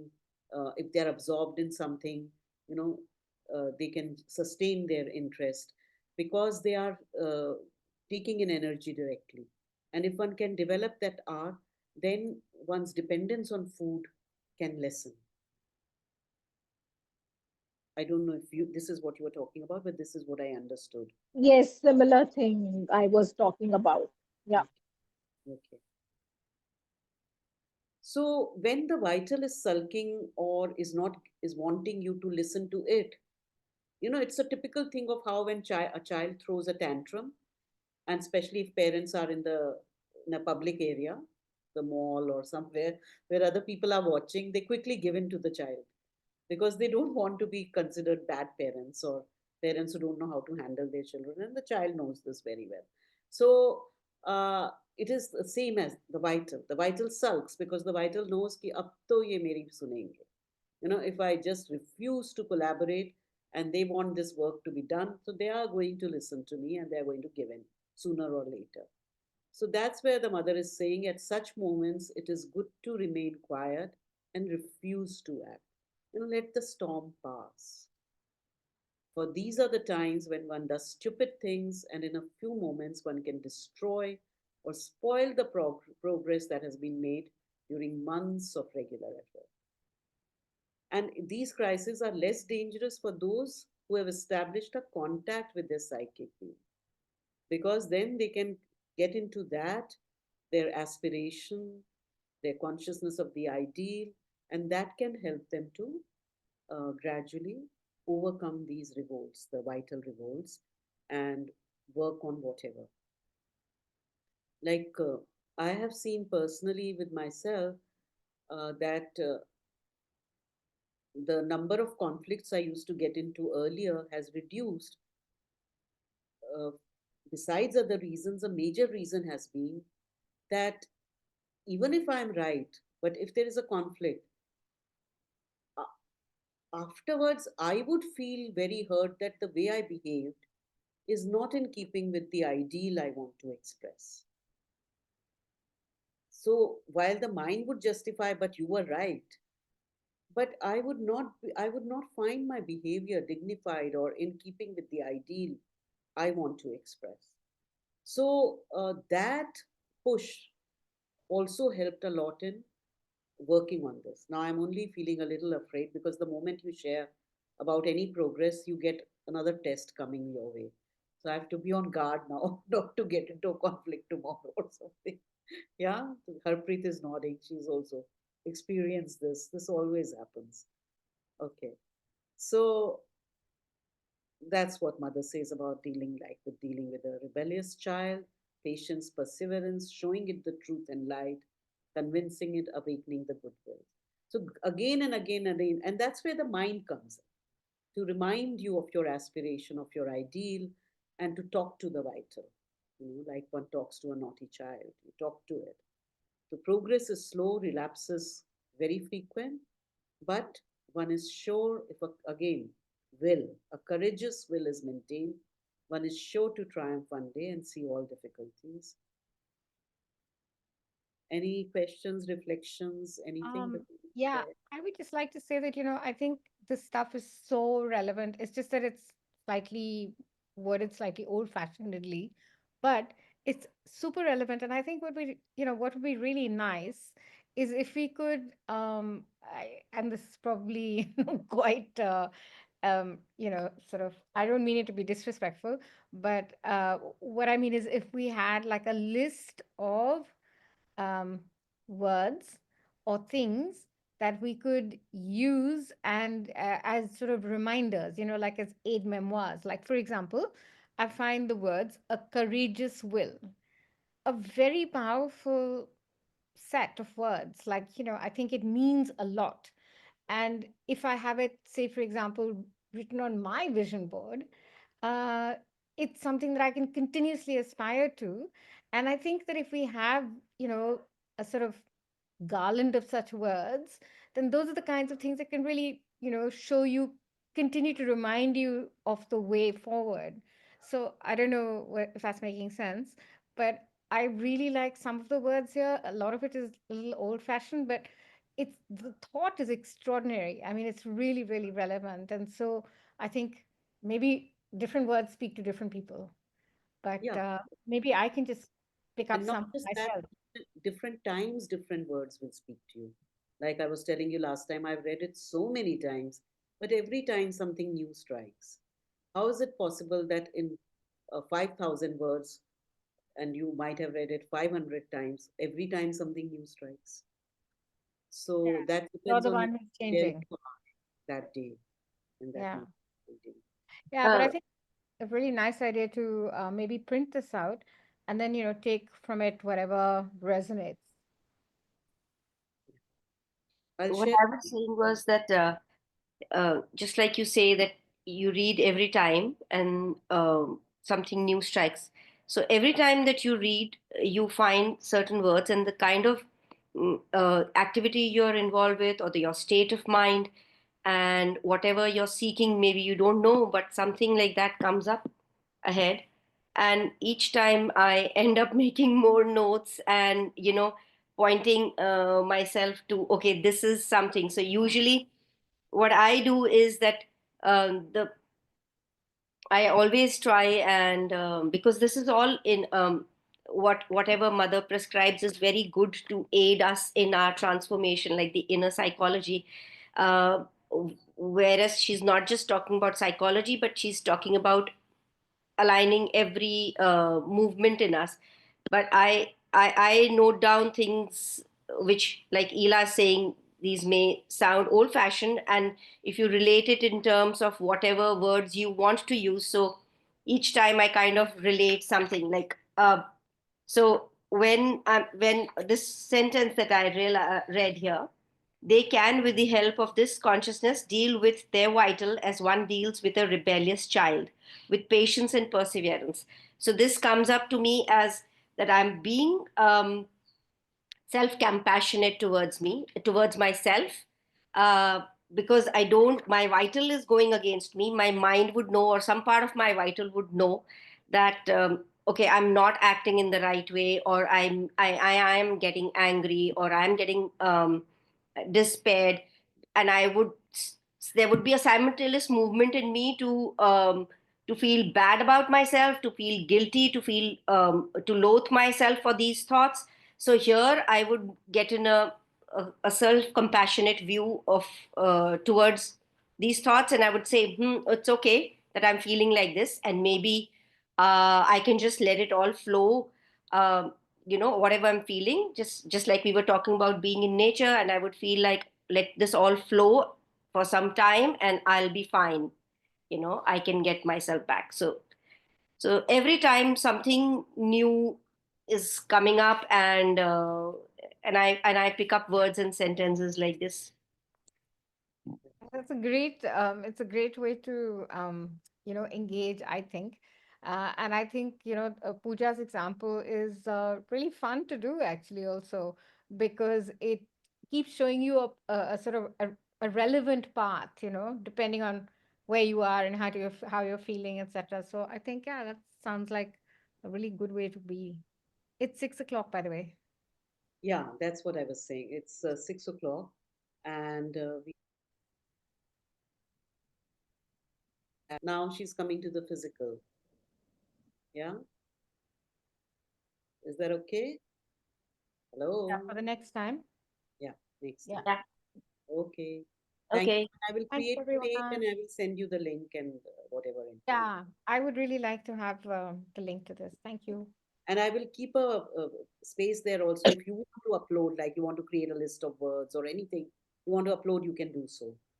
Sure. I don't know whether it'd be relevant for anyone else though, but I'm happy to do mine. Mm, So are you going to upload this on the Same e-learning site. e-learning site? Okay. You'll Yeah. send us a link, right, on the WhatsApp group? I will send you the information, the All links. right. Okay. Thank Thank you. you. Thank you. Thank Bye. you. Bye-bye. Bye, bye, bye. Yeah, I'll share my screen.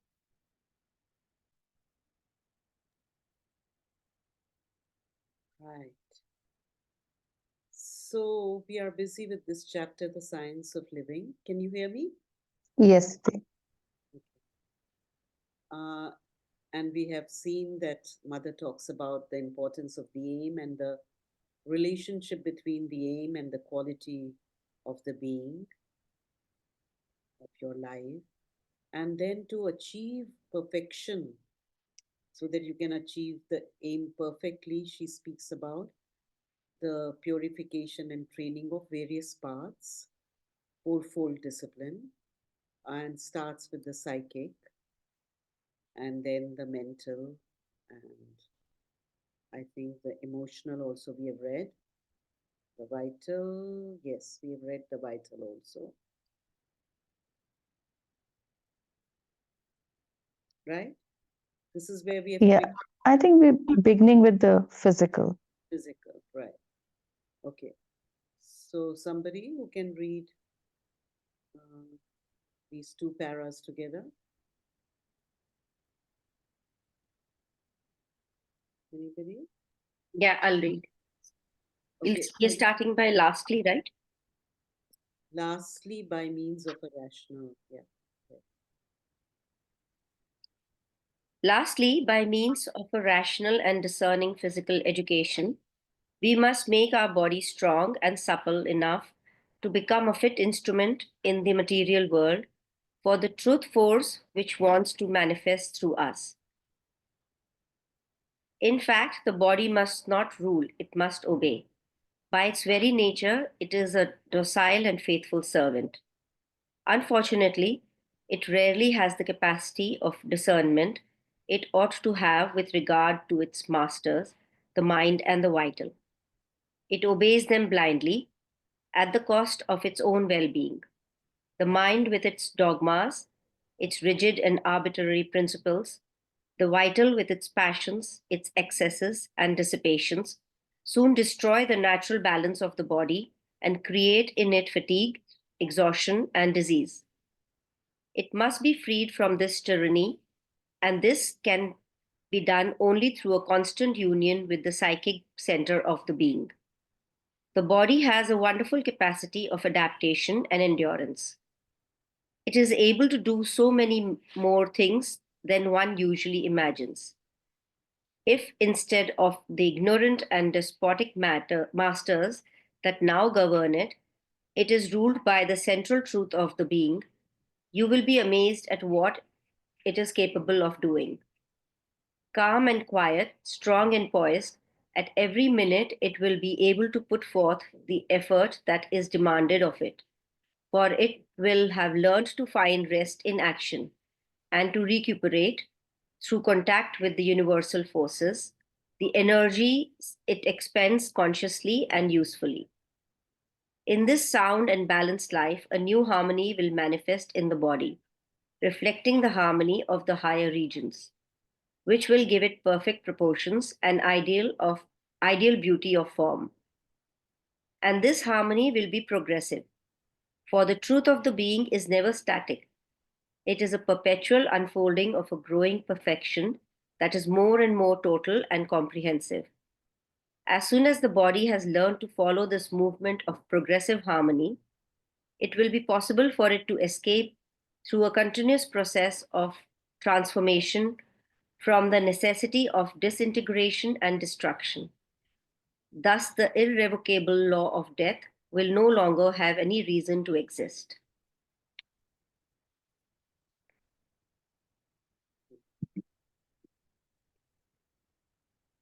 So you will see that a lot of ideas are there, and also to do with the psychic and even to do with the supramental. It is interesting because when we read the chapter on physical education, the way the mother has written it seems to be particularly addressed to teachers for what they can do with children. But this chapter, The Science of Living, seems to be addressed to teachers for what they should do with themselves and presenting the larger picture, which we will again see if we read the other chapter, the Four Austerities and Four Liberations, which is again for the teachers, not for the students. Okay. Anybody has any comments, anything you understood, you want to highlight, you want to uh, talk about? Please go ahead.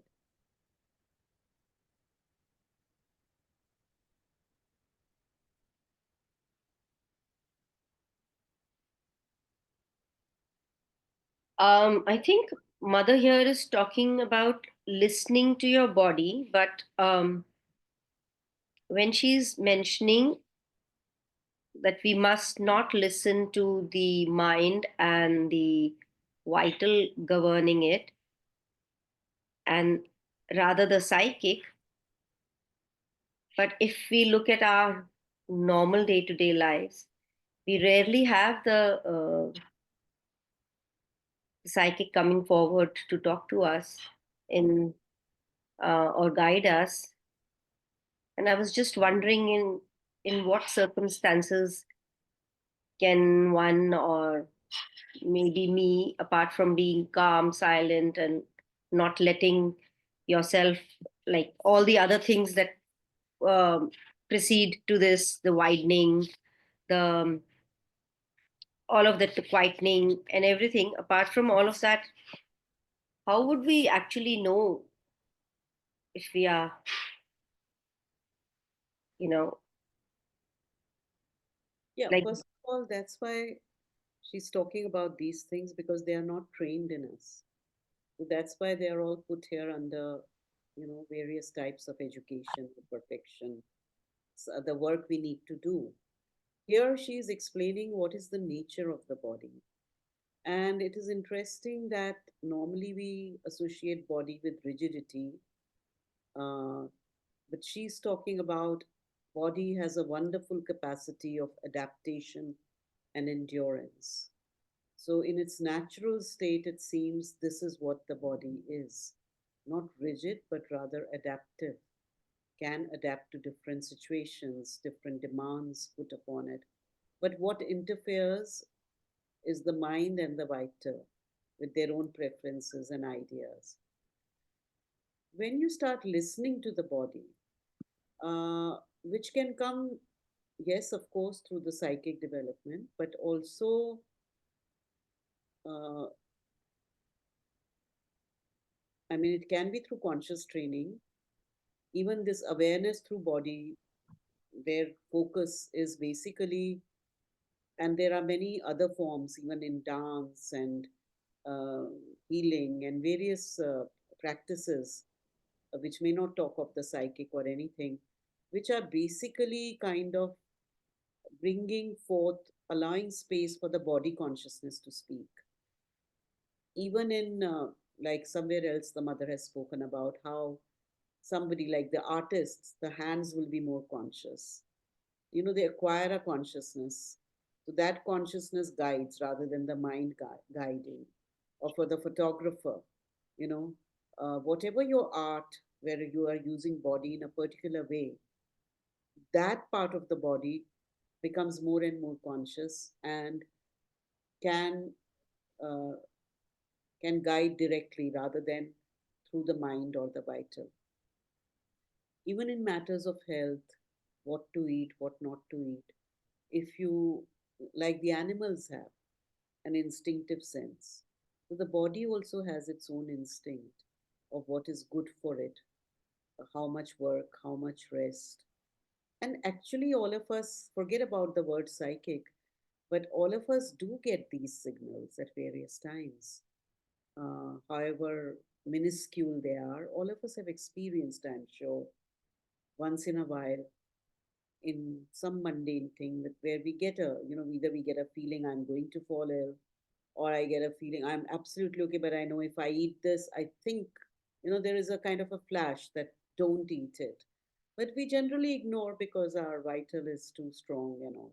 So when you start listening to this voice of the body, then and collaborating with it, then it can help and grow stronger. And any movement form, like I for some time learned Tai Chi. So whatever deals with this subtle energy, the energy force, you start becoming more aware. The body starts coming into its own more and more through various methods.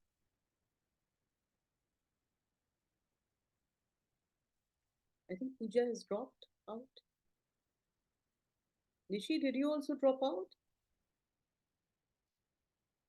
Suddenly. Okay. might be some power cut or something like that. Usually that happens. Sorry, Harpreet, yes, you're sharing as a I dancer. And no, I was like, they dropped out because maybe there's an internet, this thing. Okay, I Yeah, thought as a dancer, of course, because I have also tried to study it. So from Gurdjieff movements, which are dedicated to, creating that spiritual discipline with the action of body. I mean, I don't know whether I'll be able to explain it. And when I started discovering Natya Shastra with the acharyas, they said that dance, even the pure movement, is meant for a spiritual awakening, especially in Indian traditions. So what we discover through dance is maybe just a I mean, even as dancers, is what the forms we see, what you're talking about in practice are not even closer to it. But moment that awakening comes, that movements lead to that physical discipline of movements. It's not the dance as in dance with full expressions, but Nritta, what they call, is is also offered to gods in terms of spiritual this thing. I mean, not God as in God, what we are talking, what we understand today. So that has been, quite a, and yes, through my own practice, I realized that, the body will surprise you even if doing the same movement, even at this age, I would say, because I started late and I started at, not as a child, I started at 25, and then till 45, every time it's like I'm a better learner than what I was at 25. So it's like, wow, wish we had a good curriculum in terms of connecting this endurance what the mother is talking about, and establishing that learning in your psyche, I would say, is much better than with the movements. even the martial arts, in their origin, are spiritual disciplines, and for the to control the chi, the energy, and direct it. Uh, and this form of qigong, those movements again are something which are. Pooja, you remember Tong sharing in Live Divine classes something of her practice, which is again about how the body becomes more and more. It is the sadhana through the body when she's doing this practice. And does it answer your question, the question you raised? Yeah, kind of, but I lost you guys in the middle. I don't know if I lost or did you get disconnected. No, I think you dropped off. We were all here. Yeah, okay. So I was wondering if everybody else has dropped off. Okay, so I lost that part what you were talking, but I'm still trying to wonder, like, I how more to perfect my physical being, because in terms of capacity that the mother talks about, that I do amaze myself sometimes with the kind of capacity that my body can endure, and the adaptation, and also about food and exercise, and um, even small pains and aches and all of that I have been working on. But I still wonder, whenever I read this, that there is, I think, much more to be done. And I kind of, I mean, there will be 50 years later also, when you will read, you will know that there's much more. yeah, so that's what I was kind of thinking, that since I'm going back to the line, it is ruled by the central truth of the being. So that way, I'm just trying to say this, Yeah, just but there having is my thoughts out loud. Yeah, but this does not mean that one has to throw away the mind and the vital. For example, when there is an illness or when one is feeling tired, and by using the mental will, you give the signal to the body that no, I'm not tired. Yeah. You notice a shift immediately in the body. And that's what Mother is pointing out, that by its very nature, it's docile and faithful. If you put a positive will on it, it will respond. But unfortunately, there is no discernment. So, whatever order comes through the mind or the vital, if it is a negative order, also, it goes with it. If the vital just is lazy and says, "Oh, I'm feeling so tired, I don't want to work, I have a headache," it will develop a headache. So it is so plastic in a way. That's why the discipline of the mind and the vital also is so important, so that the right messages are given to the body. So it's not that the body doesn't have to listen to mind and vital at all, but because it lacks discernment, if its own consciousness comes to the front, guided by the psychic, that is the best. And but like in our day-to-day life, we have to use the mind and the vital to evoke the best from the body, and also work on methods to let the body consciousness itself develop. Yeah. Think the mind is not the brain, is it? Or Brain, when we read mind, we are referring to the brain. no, brain is the physical organ where which is associated with mind, but like Sri Aurobindo and Mother have explained, mind is everywhere. It is in each cell.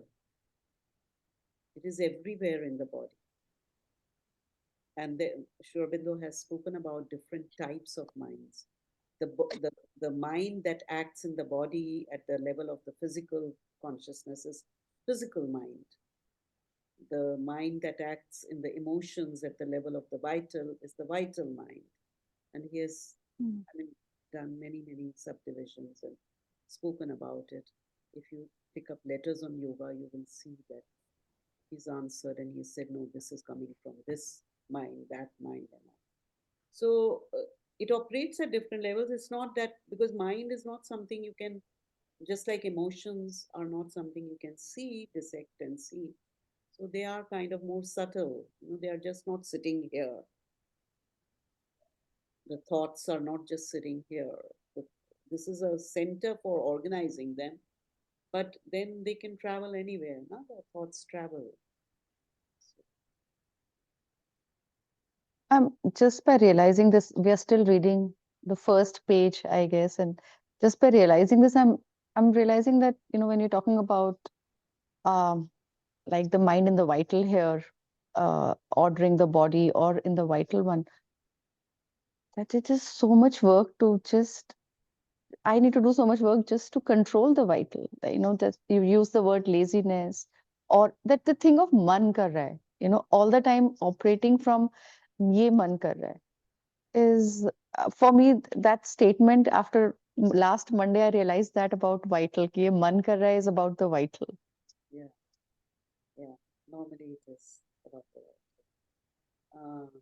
although I was just 2, 3 days back, I was reflecting on this song, from a Hindi film. It was Tora Man Darpan Kehlaye, Man hi Devta, Man hi Ishwar. And I was thinking, which man are they talking about? I've never thought about it, but the song is really putting the man on a high pedestal. And I'm sure they're not talking about the vital. Because in Right. Hindi, this word man is used for many things. Hmm. Yeah. But normally, yeah, the way we use it is, the vital. But this song obviously is not talking about Is it. not. So maybe, and then it perhaps comes from manas, which Sri Aurobindo has used, and he says the old yogas use in the context of the mind, Mind. the layer of the mind, Yeah. the dense mind. But I'm sure this song is also not referring to that. So, because it really, so yeah. But yeah, it's the vital that one has to. Yeah. We are taught that human beings are mental beings, but when we observe ourselves, we see we are actually vital beings still, most of the time. And vital, does it have an origin? Origin, Like, does it have a physicality attached to it? meaning The a form? Yes. No, Or there's a seat, or there's a root where vital is. no, there are chakras. There are just like this is associated with the more associated with the mind.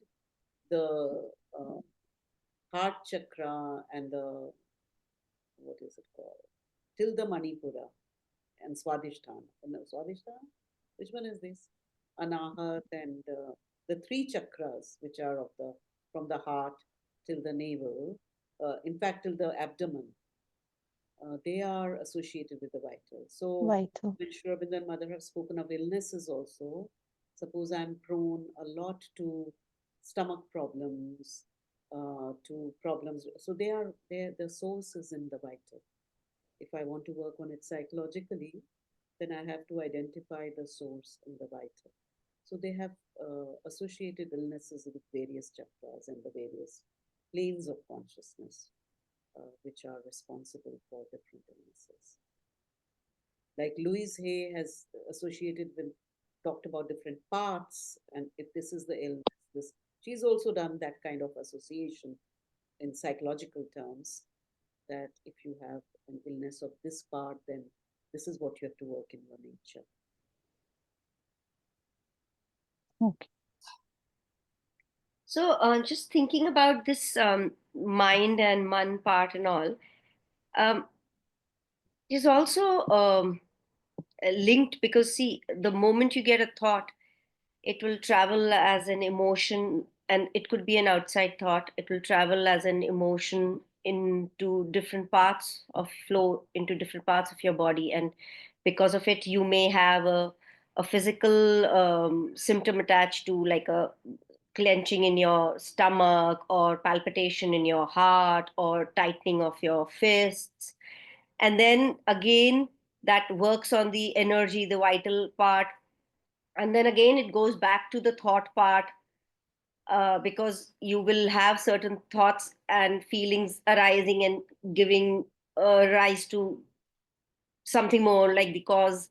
And so it's all, and then it goes back and travels, and especially, so I was just thinking about how especially panic attacks work. um, they have so much physical, they cause so much physical, and then it goes back, and then it's like a spiral of thoughts and feelings, and the whole energy going down. So I was just wondering, where can we actually put the mind and the man and everything? I mean, I would say it varies from person to person what the source is. For somebody, the source might lie in the mind, that the moment that thought comes, that thought has acquired a strong presence. They allow those thoughts to come in their mind, and that thought creates a lot of panic, even if there is no outer cause for it. For some people, it is just a vibration, a sudden emotion of fear enters, and then it's uncontrollable, and they cannot. So it could be mental anxiety creating panic. It could be an emotional fear creating panic. So it would depend on what is happening for which person, what it is. I mean, they would have to trace it, or somebody. Usually the thought, or seeing something which creates the thought, and then the emotions are triggered because of some memory attached and Generally, everything. even in So, the way Sri Aurobindo has explained, is that when our senses, it is our senses which interact with the world. yeah. We interact with the world through our physical senses. And Hmm. of course, the direct sense also, which we normally call sixth sense, but there is direct sense also, perception, which the whole manas takes. So manas is the sense mind, which I think when we go to Sri Aurobindo's chapters, that's where it is explained. But what happens when the messages that whatever the senses perceive travels through the nerve channels to the brain? In between, there is intervention of the vital. If the vital has any association, past association, or any fear or anger, or at that moment is not quiet, it distorts the message which is going to the brain. And when it reaches the sense mind, the data itself is distorted, it's colored. So it is converted into a thought which is colored. And then again, like you said, the chain, it goes on and on. It becomes a cycle. So when this becomes a habit, then to cut that pattern, one has to either again from the psychic it can be cut, or one has to then do this kind of work of analyzing and then coming up with various ways to see. Yeah, self-awareness work.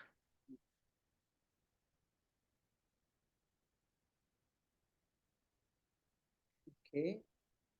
The last paragraph, who will read? Can I can do. read, Didi? Go ahead, Didi, please. When we reach the degree of perfection, which is our goal, we shall perceive the truth we seek is made up of four major aspects: love, knowledge, power, and beauty. The four attributes of truth will express themselves spontaneously in our being. The psychic will be the vehicle of true and pure love. The mind will be vehicle of infallible knowledge. The vital will manifest an invincible power and strength. The body will be the expression of perfect beauty and harmony. This chapter is the science of living, and the mother started with having a name and making the name generous, noble, wide, disinterested, and high. And then she has come to the, because it, like I said, it's written for the ashramites, for the teachers who were ashramites and had come to do yoga. So she's talked in the context of the higher truth. The goal is to manifest the higher truth. So to have an aim, but the highest aim is to establish this higher truth in oneself. And for that, a long time is needed for this kind of unification to happen, this preparation. That's why the training of each and every part. So mind supple and rich enough to be able to give, that higher truth a form, and to come down to action, all these things. And she's finally ending with, even you see at the end of the physical thing also, she's talking of the same thing. New harmony will manifest, reflecting the harmony of the higher regions. It will give perfect proportions and ideal beauty. Obviously, when she says perfect proportions, she doesn't mean the Miss World proportions or anything. It is whatever the body, the best form to the body, depending on what is. And we are in times actually today when that kind of a plasticky view of beauty has been broken. You know, it is sometimes you find people beautiful who conventionally are not beautiful, but something shines through, and that is coming into the general consciousness also, that beauty can be, need not be, perfect nose and perfect this and perfect that. And it will be progressive, for the truth of the being is never static. Now, here she immediately points to that how perfection, we will never reach perfection. It is a growing perfection. So when you reach one stage, another stage presents itself, peak to peak to peak. When this harmony is there, then only this law of death disintegration can be overcome. There will be no reason, because it will stay perfect, it will be harmonious. Disease is basically disharmony. So there will be no need for it to exit. It is because the body cannot keep up with the inner growth. That's why we die, because the body has served its purpose for this life and is no longer able to keep up with the task the being has in front of it. So the being has to give up this body and take on another to be able to continue the progress. Love, knowledge, power, and beauty. So love is to do with which of Psychic. sorry? Psychic. Yes. Knowledge, Mind. power, Vital. Power, vital, beauty, physical or Beauty is only physical or vital or mind or Every, psychic? everything can be everywhere, but she's here talking of four major aspects, all with capital. So the ideal of the psychic anyway doesn't have an ideal. Psychic's nature is that, is love. And knowledge, now here obviously by knowledge she doesn't mean that science and mathematics and this and that. It's knowledge of the divine, knowledge of oneself as the divine, that union with the divine, that knowledge of seeing the divine in everything, that knowledge. Power again is not, monetary power or corporate power or military power. It's not that. It is the vital has can use all its force for the divine without any personal distortion, any selfish interest, etc. And beauty again is perfect harmony. The body can reflect that. So here she's just explained the same thing. So this is the science of living, how to live, a systematic program for it. Now there are the mother gave a few talks on. Stop sharing for a minute. So the mother gave a few talks. She used to hold weekly classes or sometimes daily classes on various things and take up either topics or question answers or certain books of Sri Aurobindo or certain essays by herself. And people could ask her questions and she would answer those. So there are a few talks of hers where she has taken up this chapter, the science of living. So I thought it would be good to carry on to going through those talks, the what is relevant for the science of living before we take the next chapter up. Would that be okay? Yeah. Shall we do that right away? Okay.